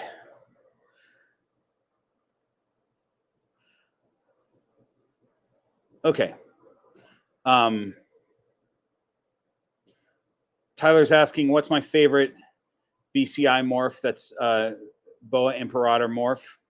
I would say IMG, increasing melanin gene, because man, how cool is a black boa? And it's fun to watch them change as they grow. I'm not fully, I'm not a big morph guy anyway, but I know way less about boa morphs than I do even ball python morphs. I still get people messaging me asking me to identify their snakes. And I think it's just because I have ball python content on the internet, but my content's not a lot. I mean, I have some genetics videos that teach how genetics works in certain genes, but I'm really not a morph ID guy. I just know what I like. Mom, enjoy fixing dinner. I'm sure it'll be good. I wish I could have some. I'm glad you're staying with us. Okay. So where are we at here? By the way, earlier in the live stream, when I said I'm so glad that I kept 2 of my first clutch, this is one of them. This girl right here. She was the last snake to crawl out of my first clutch of eggs. All right, is Handsome Dan done? Are we, before I get into these next questions, let's just see what's going on here real quick. Yep. He's going to work that into his belly. All right. We'll move this over. We'll shut his cage. We spent some time together this morning, Handsome Dan and I. I was up super early. I wish I wasn't, but I was at like 4 o'clock this morning. Handsome Dan was out. So we hung out together. And I'm glad of that because I won't see him for a few days. Okay. Hi. I'm back. Here we go. Next question. Okay. This is from Taylor. Would love your opinion on a ball python of mine. Okay. I'm fostering a snake for a friend of mine while she's out of the country.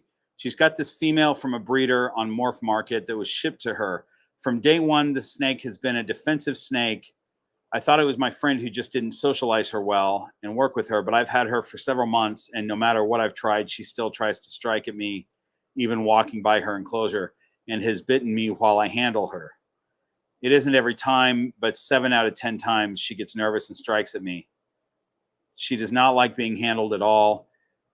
So is it wrong if I only pull her out of her enclosure when she needs to come out and just let her be most of the time? I just feel bad bringing her out when it really stresses her out most of the time, but I also don't want her to not have enrichment opportunities either. Yeah, so this is a rare situation in ball pythons, but it does happen where you get a snake that just is not having it. And, you know, with consistent work, I'm sure that snake could relax eventually, but it takes some time, and you may not have the snake for long enough, you know, to spend that kind of time with them. But to answer your question, you know, I have snakes that just, they're not striky like that, but they just prefer not to come out of their cage. You know, I've got many ball pythons that don't free roam because they don't choose to. And so this snake definitely would not choose to, and that's okay. They can have enrichment in other ways. You can add things to their cage. There's all kinds of stuff that you can do that's in cage enrichment if they just want to be in their own little den, feeling safe, you know, because if enrichment causes them stress, then it's not positive enrichment, right? So I would say, I mean, that's a challenge. A snake like that is a big challenge. And I would encourage you to work with the snake, but I don't know how long you're going to have it because it's just a foster. So it's tough. But yeah, don't worry about the out of the cage enrichment. You can, you know, change up the cage a little bit, give her in cage enrichment. But I agree with your instinct to not, you know, not try to handle her unless you have to. Lori, thanks for the super chat. It's enclosure cleaning time. I'll see you this weekend, Bob. Everyone have a good night. All right, Lori, have a good time cleaning your enclosures. I can't believe you're starting that this late at night. You're on the East Coast. It's 9:43 and you're starting to clean enclosures. That's crazy. We're going to talk about that when I see you this weekend.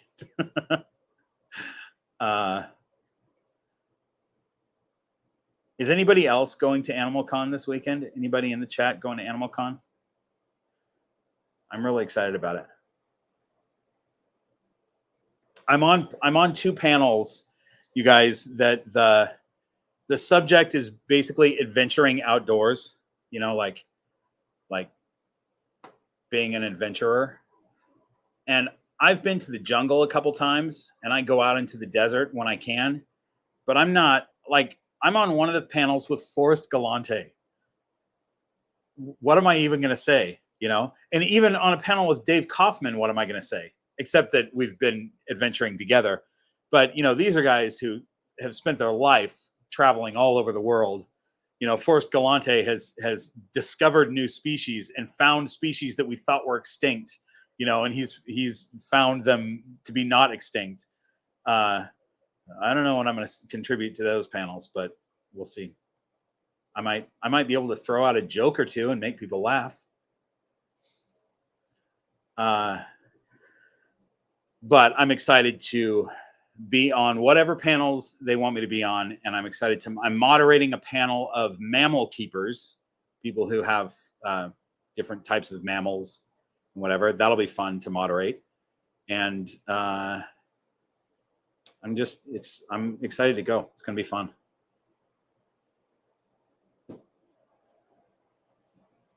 Oh, we're still answering questions.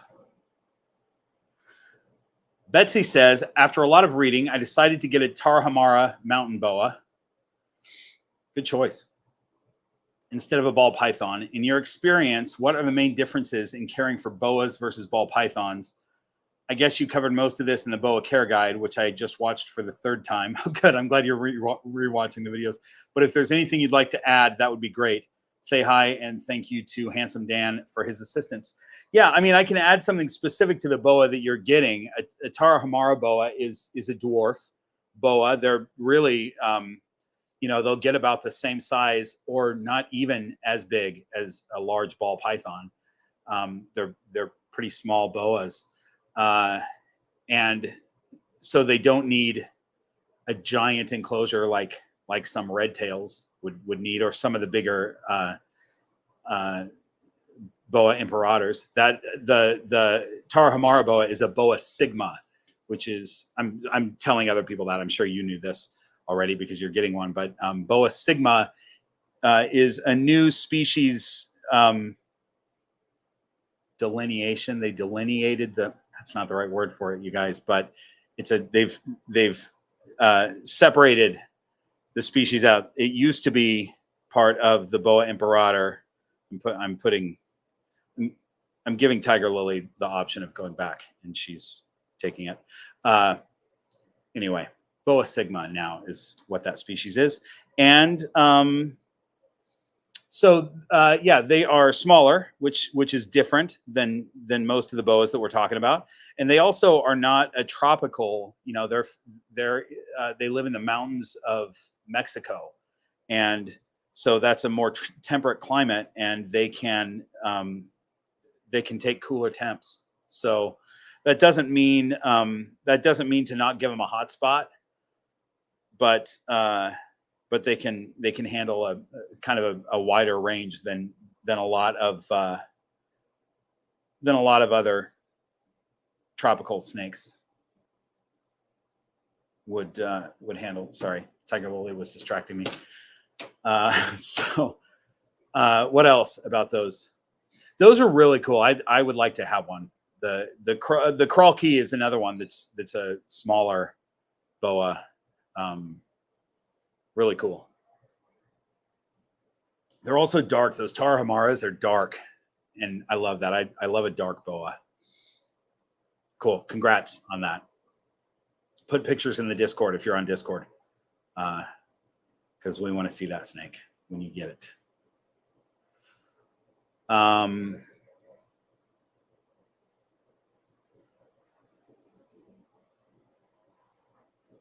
Okay, hang on 1 second. I'm just trying to scroll through this, make sure.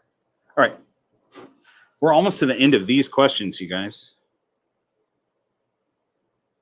So Le Frenchman is asking, next Zoom party, also, when do you plan on doing another SoCal herping adventure? So Le Frenchman is, this is a question specific to the Horde of Keepers. And Mike Nichols is also asking about a Zoom session. We do Zoom parties on Patreon where, and it's not a pre-scheduled thing. It's just whenever somebody says, hey, we should do another one, I schedule it. So I'm telling you guys, those of you on the Horde of Keepers, when I get back from Animal Con, I have it on my calendar now to schedule a Zoom party for probably the following week. This is where a bunch of us just jump on Zoom and we all have a chat and we show off our animals and whatever. It's super fun. And then, so Le Frenchman, your other question is about the SoCal herping adventure. I plan on putting another one of those together probably in the spring. We want to have a good chance of finding some animals out there like we did last time. We found some lizards. You and I actually found, so Le Frenchman, so here's the deal. We had, for anybody who could get out there, we had a Joshua Tree meetup for any Patreon people that were in the Southern California area. We got Airbnb. Some people stayed in hotels. Some people stayed in the Airbnb. And we did basically a day and a night, or 2 days and a night of herping. But Frenchman could only come for the first day. So it was just he and I. And he spotted this snake, which I can't remember what kind of snake it was. I think we said it was a coach whip. And then I changed my mind and thought it was something else because it was way bigger than a coach whip. And we chased it all over the place. And I was like, dang it, I can't, we didn't get it, but I was like, that's really good. That's our first, within an hour, he had spotted that snake. We're going to find all kinds of snakes. That's the only snake that we spotted the entire trip. We found a bunch of lizards the next day and caught some lizards, and that was fun. But the only snake that was spotted was just Frenchman and I on that first day, just he and I together trying to catch that super fast snake. It was a fun adventure. Anyway, we're going to do another one of those. We're going to rent the same Airbnb because that place was awesome. They've got shuffleboard and they've got a hot tub and a fire pit. It was cool. We're going to do that place again. So if you're in Southern California, or if you can get there, jump on Patreon at any level, the paid level. If you're on the paid level, you're in the Horde of Keepers, even at $5 a month. You can jump on the free tier of Patreon, and that's not technically the Horde of Keepers, but you still will get a weekly update from me, a little video update of what's going on behind the scenes in the green room. So you can get that on the free side of patreon.com/greenroomPythons. That's my plug for Patreon, you guys. Sorry about that. Frenchman brought it up, though. All right, last question. When is the best time to order a snake so that the temperature, this is from Philip. When's the best time to order a snake so that the temperature swings do the least amount of damage and stress to the animal? It doesn't really matter, Philip, because if you order your snake in the dead of winter or in the middle of a hot summer, the breeder is just going to say, hey, we have to wait to ship out the snake. So nobody's going to ship, nobody that's responsible is going to ship with temperatures super low or super high. We have parameters that through Ship Your Reptiles, which is what I use. There are parameters of don't ship if it's this low or don't ship if it's this high in either the shipping or the destination city.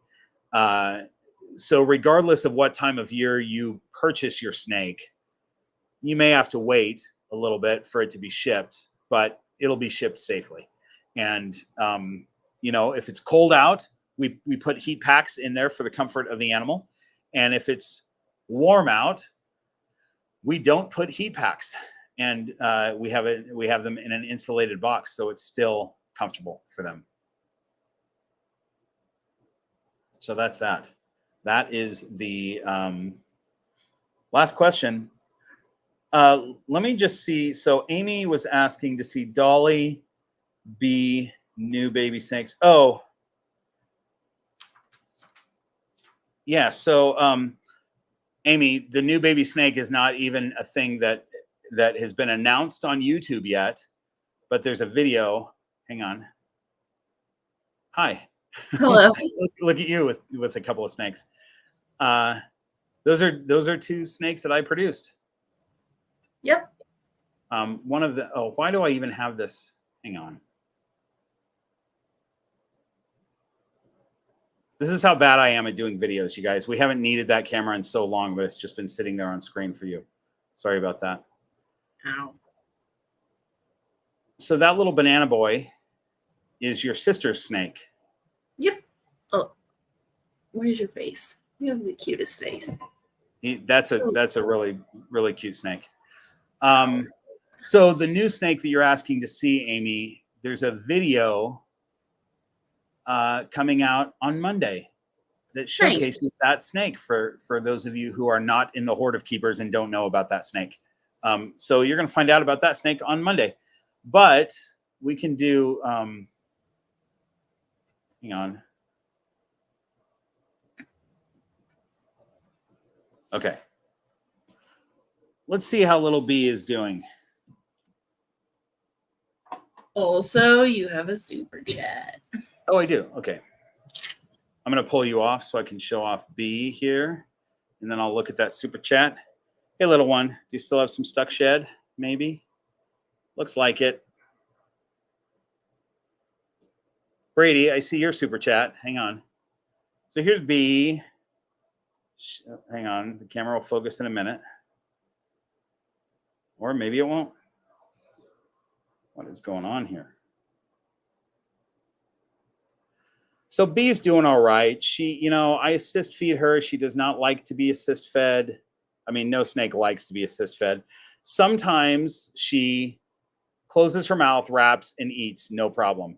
And sometimes she fights me on it. So I just, at this point, you know, she's over 2 years old, you guys. And she usually gets hopper mice. Sometimes she gets like a medium mouse. But I have a feeling that she also may not ever eat on her own. So she might go to someone in the Horde of Keepers who knows how to assist feed and is willing to do that for her, say once every 2 weeks. You know, she doesn't need to be on a heavy feed schedule. You know, same with the shark mouth baby that I have. They don't need to be on heavy feed schedules. They don't need big prey items. They don't need to bulk up or anything. But what I would like them to have is, you know, someone that can provide them with enclosure that they're comfortable in. My thought is that B is going to enjoy a den, a little dark den, whether that's a smaller enclosure or just maybe a larger enclosure that just has a lot of hiding spots for her. And this shark mouth baby, who is right here trying to come out right now, is going to do well in a place that she can move around, because she is super sociable, enjoys eating, just doesn't know how to acquire her prey. So hang on, let's get that. And I don't know that she'll ever be able to. She's just not a striker, really. The reason that I say that is that she tries to strike, but it's not even close to a strike. Like, she does this weird thing where she moves her neck, but she doesn't even open her mouth when she does it. So she's just goofy and cute, and crawls right out onto my hand, totally happy to move around, you know. But anybody who, I mean, I'll just keep them if I don't have anybody that can assist feed them or is willing to. I'll just keep them, and that's okay. But if I have anybody in the Horde that wants to take that on, that's what we'll do. But I'll talk to you guys on Patreon about that later. So anyway, B is doing good.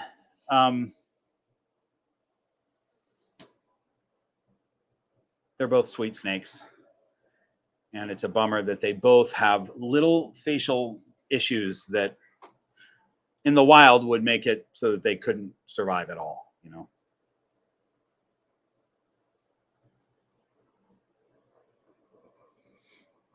So we just want them to have a nice life. Amy, I see your 2 fingers. That means that I have 2 super chats, I'm guessing. Yeah. Here's Justin's. Justin, thanks for the super chat.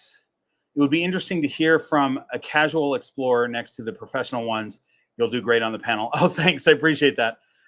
Yeah, I figure I can give a perspective of someone who's just sort of starting to do those journeys, which is definitely a different perspective from the people who have been doing them their whole lives. Brady, thanks for your super chat. This is Amy's husband, you guys. Now I've now had super chats from Amy's husband and Amy's mom. Not one from Amy though. Amy hasn't super chatted, which is really disappointing. You know, I should just put you on stage right now. She's flipping me off, you guys. Just so you know, that's Amy. That's my friend Amy. That's how she treats me when you can't see her on camera. All right. So anyway, Brady, you're the best. Brady says, people like you, Dave, and Clint made me feel welcome and included this last weekend. Thank you for including me and making me feel welcome. Thanks for making me hold that beautiful Burmese python. Brady, that was so awesome. I loved that so much. I mean, you know that when we're all around together, I mean, you and I and Amy, you're always included because we're all friends, but we're in that big group of people. And I know that that's not the most comfortable situation for you and for many other people. But I'm really glad that you got to meet those guys and you got to hang out, and I'm glad you had fun. But that was really great because so here's what happened, you guys. Brady is not the most comfortable with snakes. He likes most of the snakes that Amy has.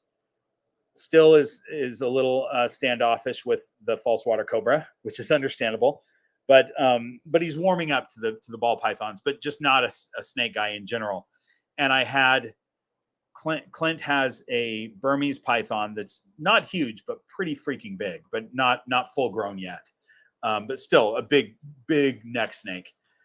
And Amy was in the back, and I just walked up to Brady and I go, "Hey, look at this really nice snake. It's just the sweetest snake. Do you want to hold it?" And Brady was like, I guess I'll try. So we put it around his neck. And then I went and got Amy and I said, "Come look at your husband. Come look." And she was floored because it's just not something that you would expect to see Brady holding a large snake like that. It was cool. We got a good picture of it.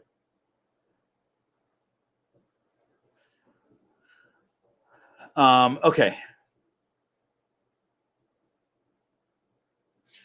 Where are we at? What snakes do we want to see before we're 2 hours into this live stream? We're probably not going to go too much longer. I'm done answering Patreon questions. So if there's any questions on here that I see that I can answer, I'll do that. And then I'll show off any snakes that you want me to show off.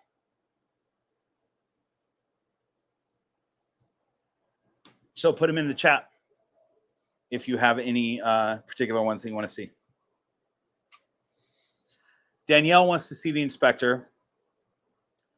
We can do that. It's a chore to get him out, but we don't ever see him in the live streams because it's a chore to get him out. I'm seeing Kada. Let me see what the inspector's up to over here.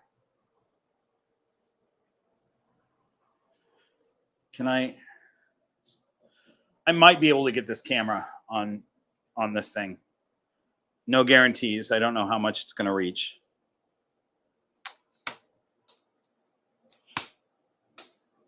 But we'll try.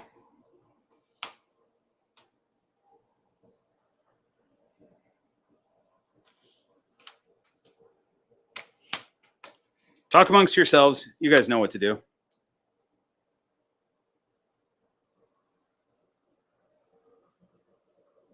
Oh, that's not bad.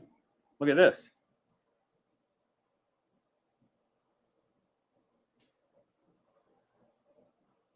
Okay. So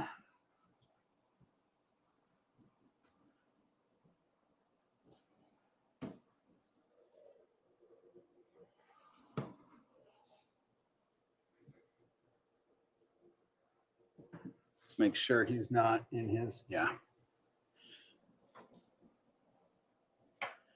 This guy is almost always in this hide.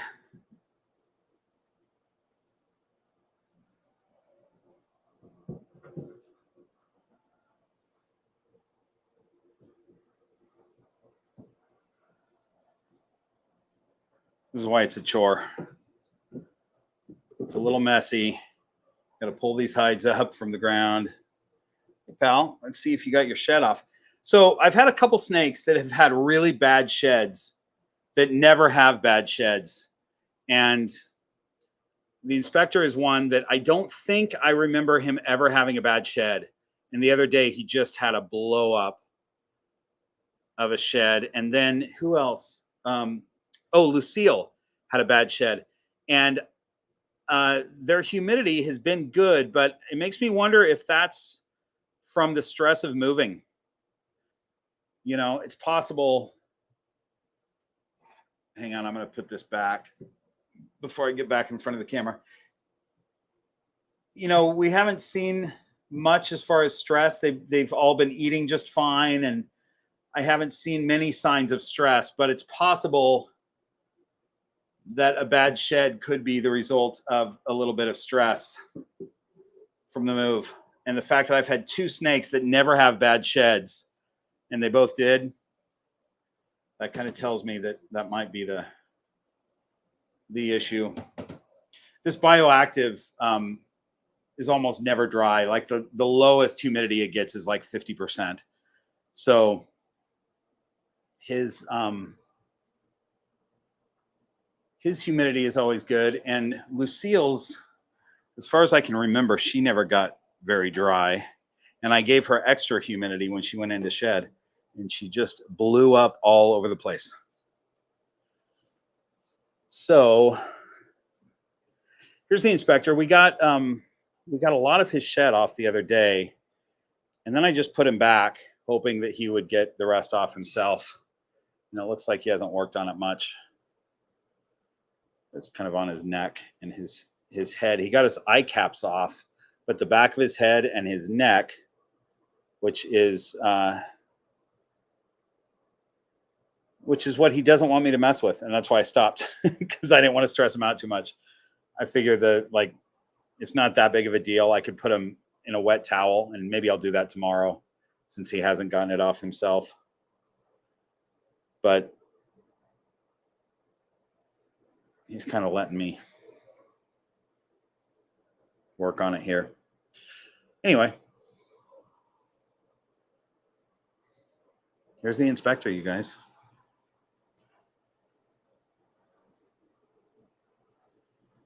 He's a good boy, and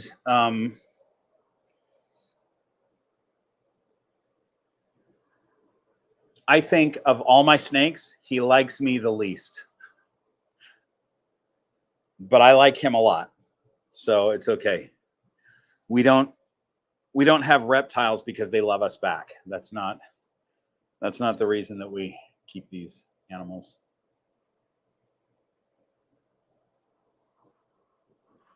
But I will say that he's never been, he's always like tense like this. Do you see this? He's just choking me out, and he's just like, ugh. But he's never struck, even when, for those of you that have seen the videos, all right, pal, we're not doing this. This is too much. Jeez. For those of you that have seen those videos of him like fighting me when he's in breeding mode and he wants to battle me, even that is just him coming up to me and bumping me with his coils, I have a short, I'm sure many of you have seen it, but I have a short it's on YouTube and it's on Instagram from probably a couple of years ago, where I had him free roaming, and he's intentionally coming up to me so he can fight me. He wants to bump me like how he would do if he was combating another male snake. And he starts off coming up to me on the couch, like he was on the floor, but he joins me on the couch so that he can fight with me. And then he goes back and he comes under the couch and he starts bumping my leg and being super aggressive like that, but never biting. So, which is not what they wouldn't bite another male snake if they were doing male to male combat.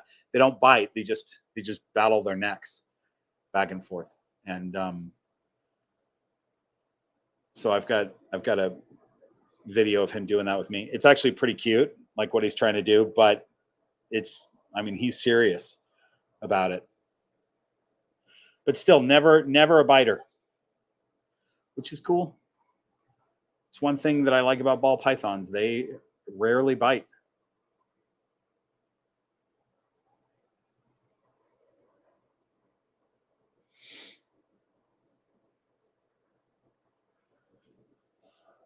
But it's good to get this guy out. I leave him alone most of the time because it's what he would prefer. But it's nice to get him out and remind him that he can come out. It's not a problem. He free roams sometimes. Like occasionally I'll see him up during the day and I'll open his cage and let him out. Let him get a chance to free roam. He hasn't done it in the new place yet. But let's compare him. Here's a good thing to do since we have him out. Let's compare him to his boy. Hi, buddy. Hi, Max. I see you, pal.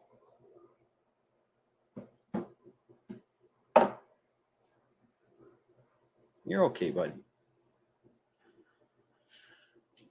So I don't know if you can tell much of a difference. Wait, here we go.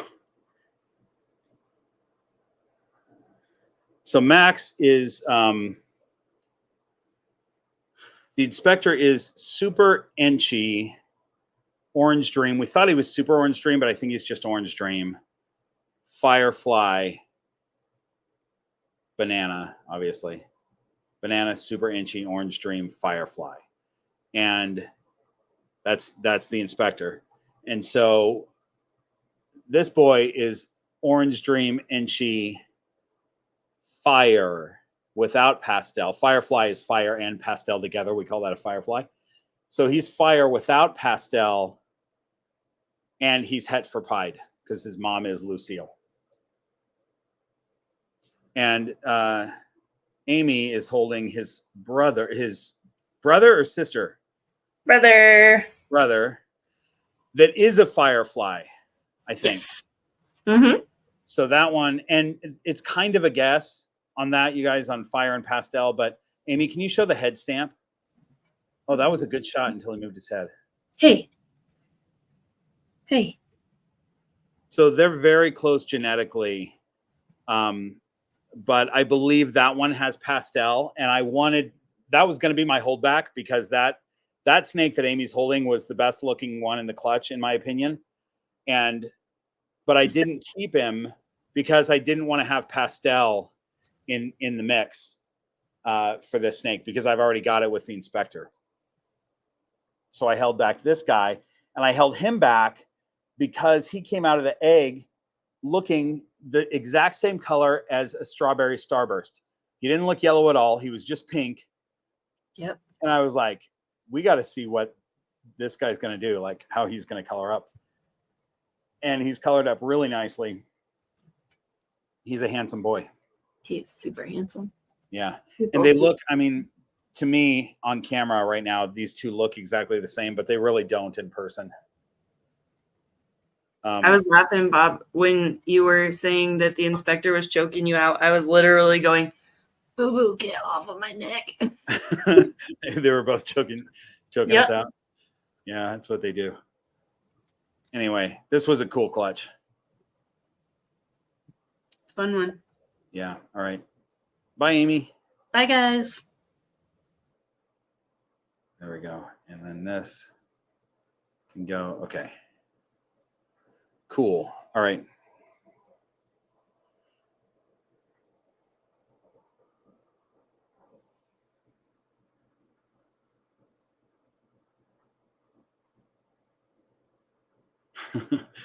Leah St. Clair says, Bob, my daughter wants you to hold 100 ball pythons. You know what? To your daughter, I have held 100 ball pythons. I've held way more than 100 ball pythons, I think. Not all at once, but, you know, if we add them all up in my life, I've held a lot of ball pythons. But 2 is a good number. I think the most snakes that I've ever held at once would be wild Amazon tree boas.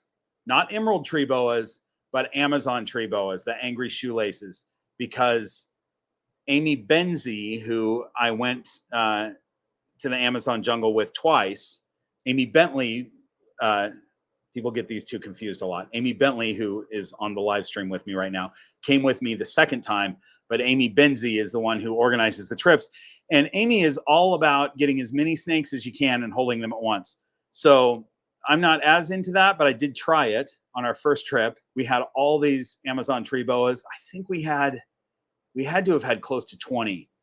And we just decided, and by the way, they don't tame down. The emerald tree boas do. You work with an emerald tree boa for 20 minutes and they realize you're not going to murder it. They stop trying to bite, which is good because they have extremely long teeth. You don't want to get bit by them. The Amazon tree boas also have long teeth, but they're smaller. They're a smaller snake. So it's still not that big of a deal if you get bit, but they're not going to tame down. They're just going to bite. So what we do is we had a ton of them in a bucket that we were relocating, and we were like, all right, let's just put our hands in and get as many as we can. We're going to get bit. And we did. Our arms were pretty bloody after that. Didn't really hurt because it's not that big of a deal, but they did cause a number of holes in our arms, but we held about 20, somewhere around 20. I'll have to ask Amy Benzie because I bet she knows the real number.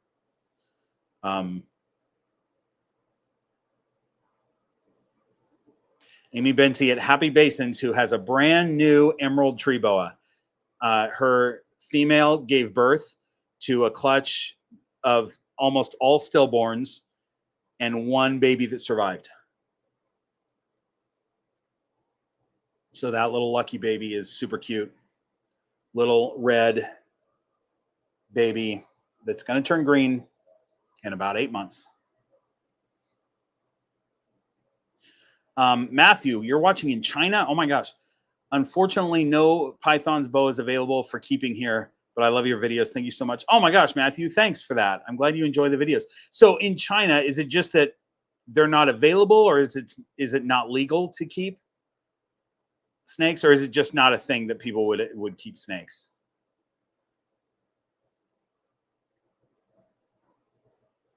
I'm curious about that. Tara, yes, little Pow. That's what they named that snake.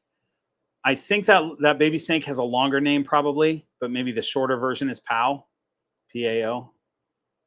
Pretty cute little baby. I'm so glad that there was one survivor at least, because there was a lot of us that were waiting for that baby Isis to give birth for a long time. We've been waiting for that snake to give birth. So at least we got one. Payo, that's how it's pronounced? Thanks, Tara. Payo. Good to know. Tara's been in it.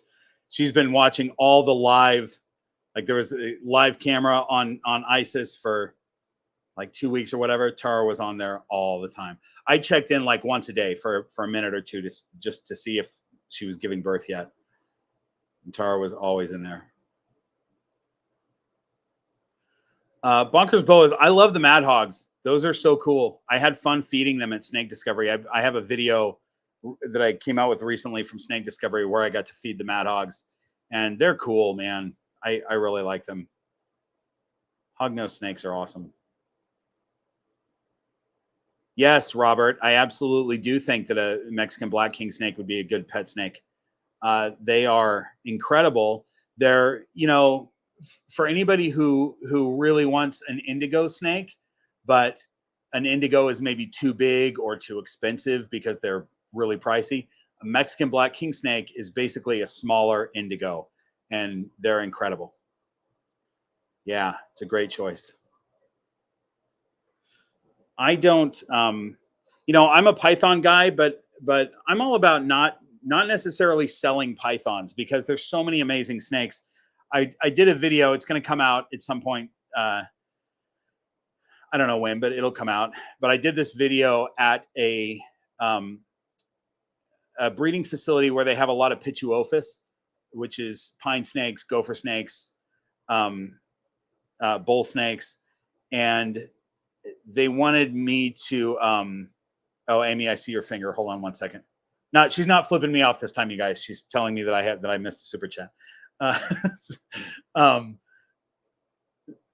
Anyway, they had come out with a video saying why they thought that ball pythons weren't the best beginner snake, and they wanted me to refute that. And I was like, well, it's not for a lot of people. For many people it is, but for a lot of people it's not. Maybe a pine snake is the best first snake for certain people. So I just gave my theory, but I'm all about just I think that there are many really good pet snakes, and just because I don't keep all those, like a Mexican black king snake, just because I don't happen to keep those snakes doesn't mean that I don't think it's a good pet. I love a Mexican black king. Let's make sure I got the right snake. I'm going to put Max back. I love that guy. The thing about Max, he is the inspector's son, but he has a very different attitude. than the inspector. He is much more social and tolerant than the inspector is. Okay, Amy, were you were you telling me that I missed a super chat? Yeah. That's what your finger was? All right, I'm going to find it. Who's it from? It's from Hog Stricters. I actually tried to shout at you the last time you took me off camera. I was going, oh, wait, you missed a super chat. And then I was dancing. I flashed my flashlight at you. I was dancing some more. I was waving a lot. Really? And then Sarah was like, hey, Amy, did Bob get Hog Stricter's super chat? I'm like, no, and I'm trying really hard to get his. Oh, so that's the one that we're talking about. I've only missed Hog Stricter's. Yep. Nobody else? Okay. All right. I'm getting to it right now. Thanks, Amy. All right, David. Sorry about that, man. Thanks for the super chat. Bob, how long till you breed your blackheads? I think I want a blackhead for my first python species. Hold on, David. Do you not have pythons at all? Do you only have hognose? I don't think I knew that. It's a great idea to get, because, you know, they're not very python-like. They're more like a colubrid, as I said before. So here's the thing. Banjo has to be close to Maya's size. Maya would be ready to breed probably soon. She's a pretty big snake at this point. I would say that next year for sure, she'd be good to go. Banjo, I thought was going to take a couple years, but he's growing fast. And he might be at the right size in a year. So we're still a year away from breeding them, and then we got to go through the gestation and the egg laying and the hatching. So it's going to be a while. But David, here's the thing: get something else. Get your first python, something else, and then in like a year and a half to 2 years, maybe I'll have blackheads. Because here's the other thing: after they hatch, you got to get them going. And baby black-headed pythons, almost always across the board, you have to assist feed them sometimes for like 3 months before they start taking on their own.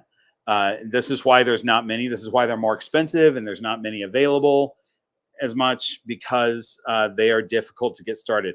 Now, I have heard of some breeders that have recently hatched some clutches that got started on their own pretty easily, but I'm not going to expect that with mine necessarily. I'm going to hope and cross my fingers that they get started, but I'm going to just assume that I'm going to have to assist feed.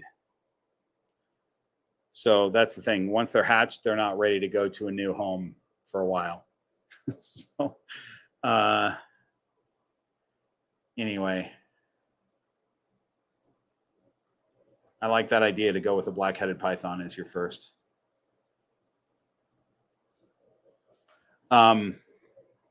Okay, I'm going to put the inspector back, and maybe he'll just cruise around his cage. We'll see.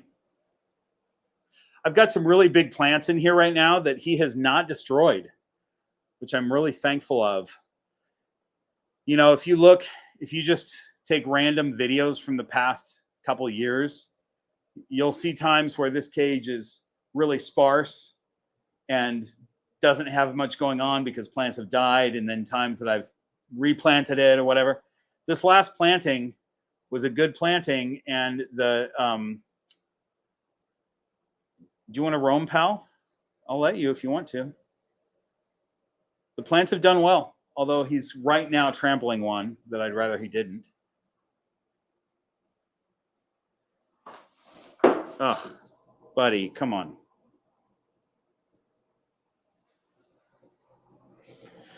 Sorry, guys.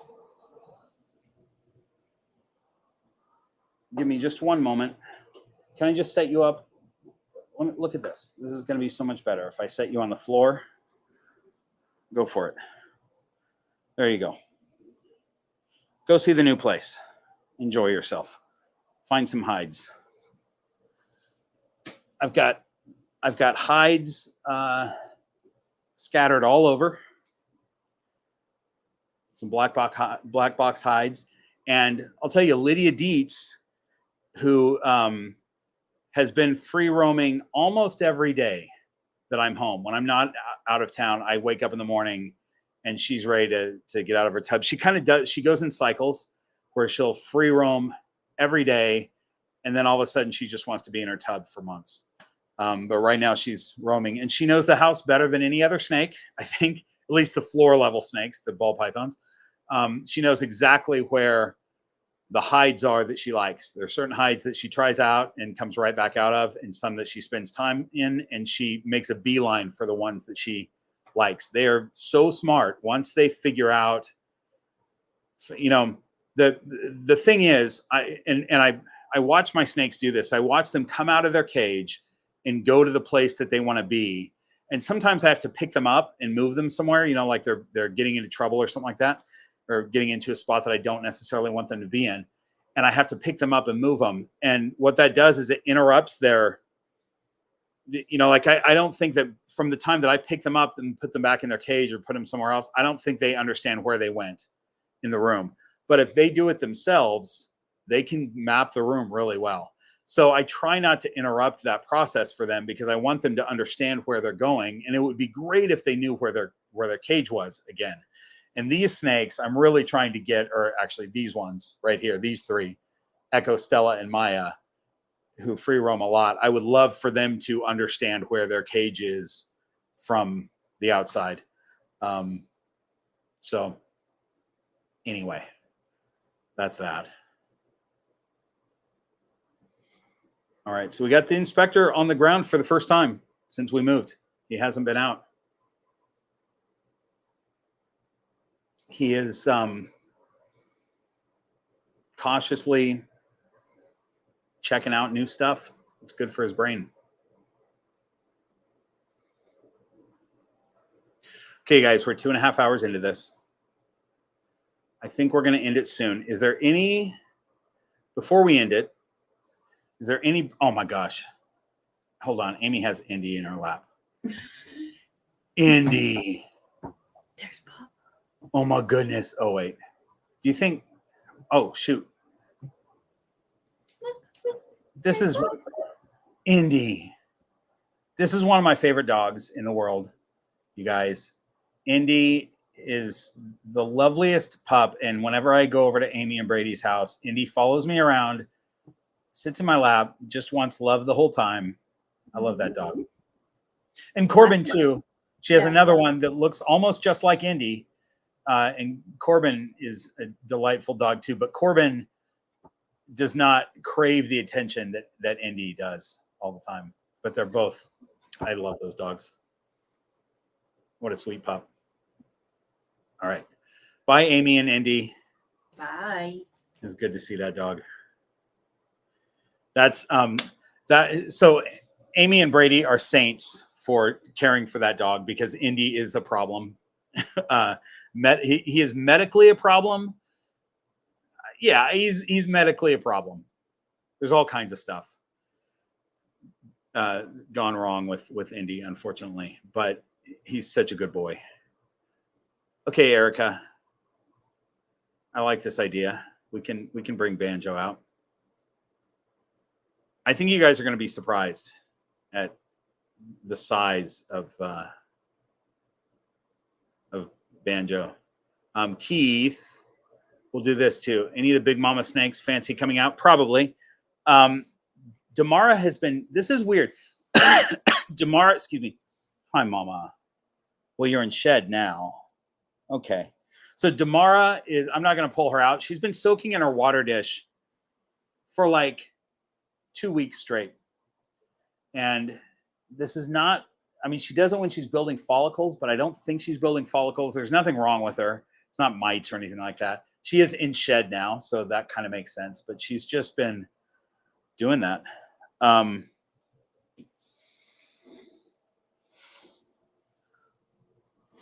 We'll pull Freya out for just a minute, just to show, and then we'll get Banjo.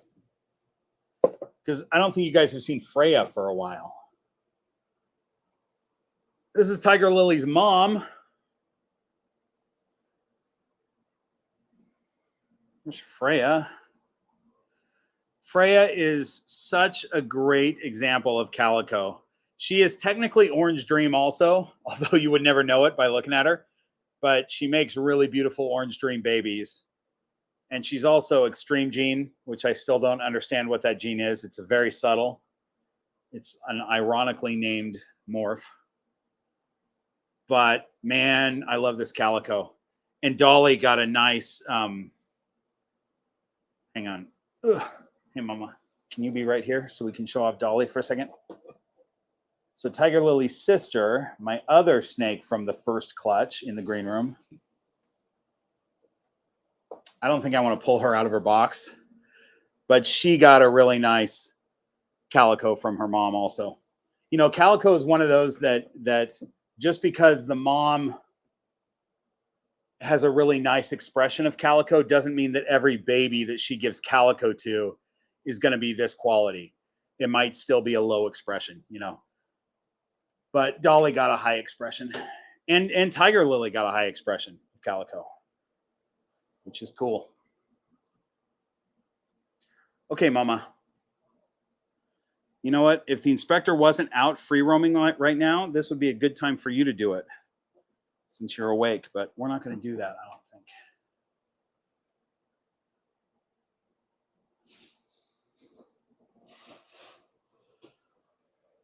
Okay. Tara. Yeah.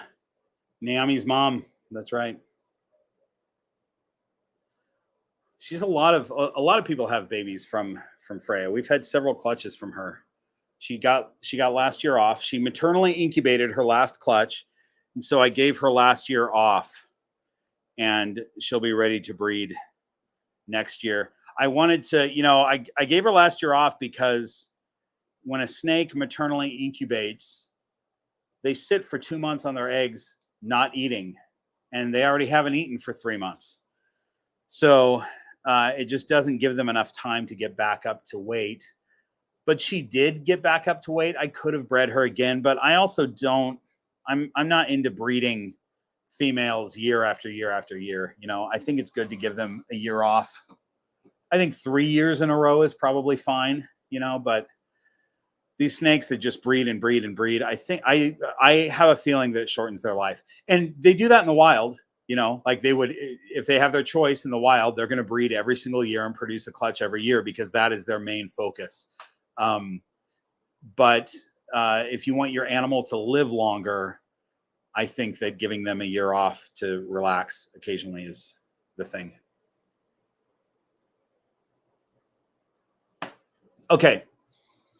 Here we go. Let's see what Banjo is up to. Where's my, hang on.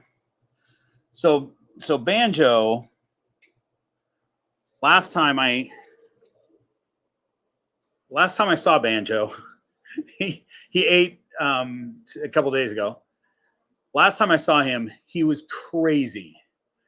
And Banjo is a really cool, sociable snake until he goes into shed.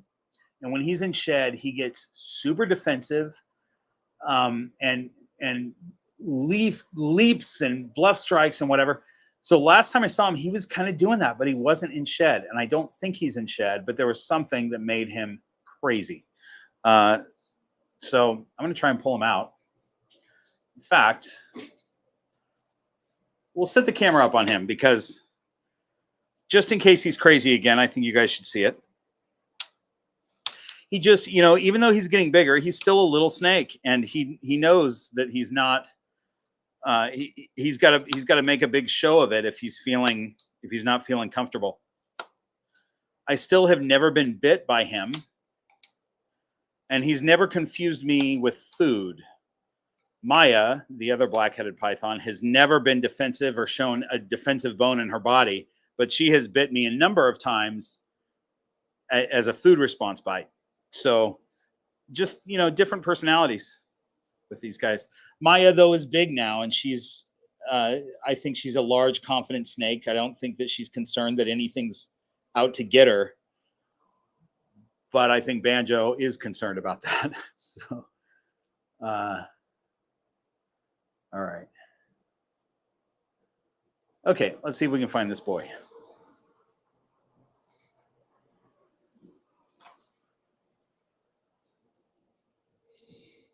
I see him already. I know where he's at.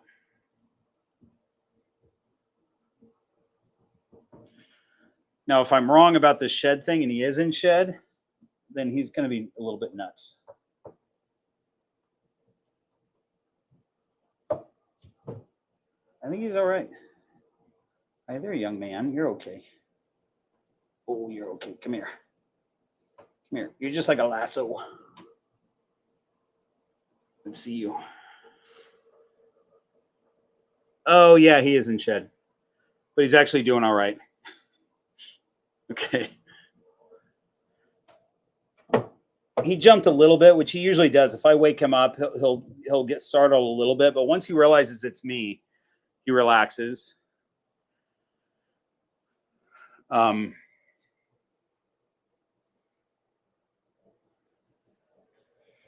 He is in shed, though. But he's not a zombie yet, so...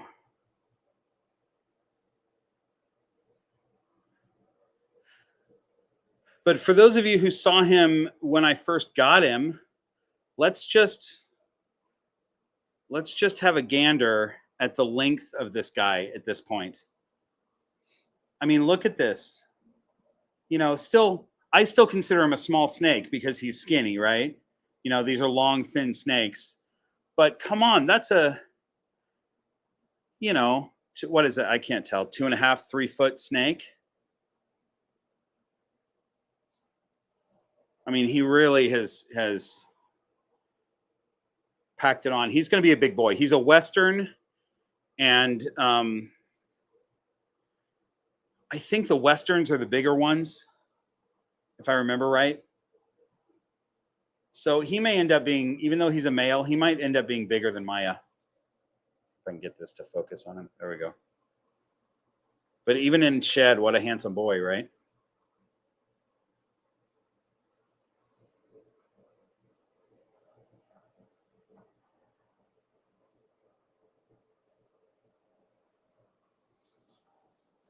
I like this guy a lot. These black-headed pythons are really cool. I think eventually the price will come down on these. And, you know, as more people breed them and more of them become available, the price will come down, and it'll allow more people to be able to work with them. I mean, a Woma python is similar, but their Womas are a little bit smaller. And their look is different, obviously.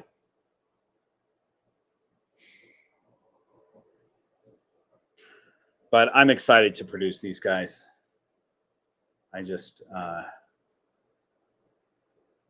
think they're awesome snakes. They're so interesting. I like a snake with a good story, you know, and the fact that these snakes are eating the most venomous snakes in the world in the wild, and this thing about their black head, you know, popping out of burrows. They dig their own burrows.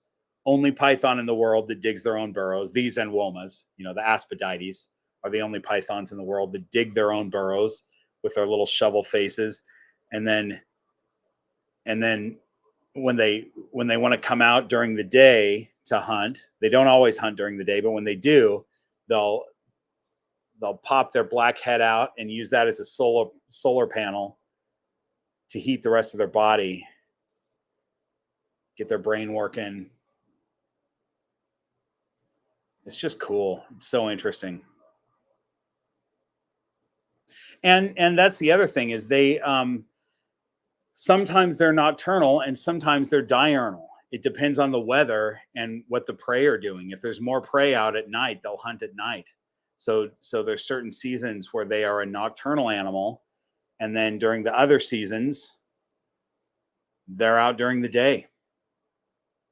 They just flip it.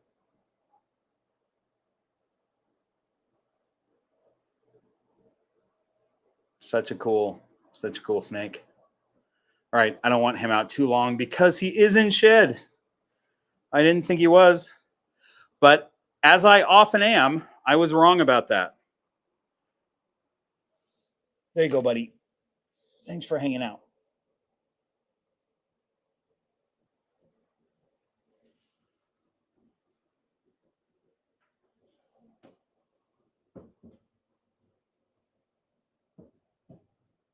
Oh, I should have put the camera on. Sorry.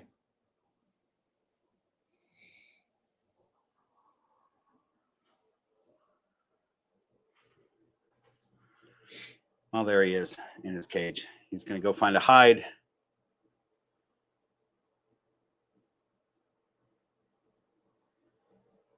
He's, you know, he spends most of his time in a hide, but he's pretty consistent in coming out twice a day. He'll hunt around. He'll come out like twice a day during the day. I don't know what he does at night because I'm sleeping.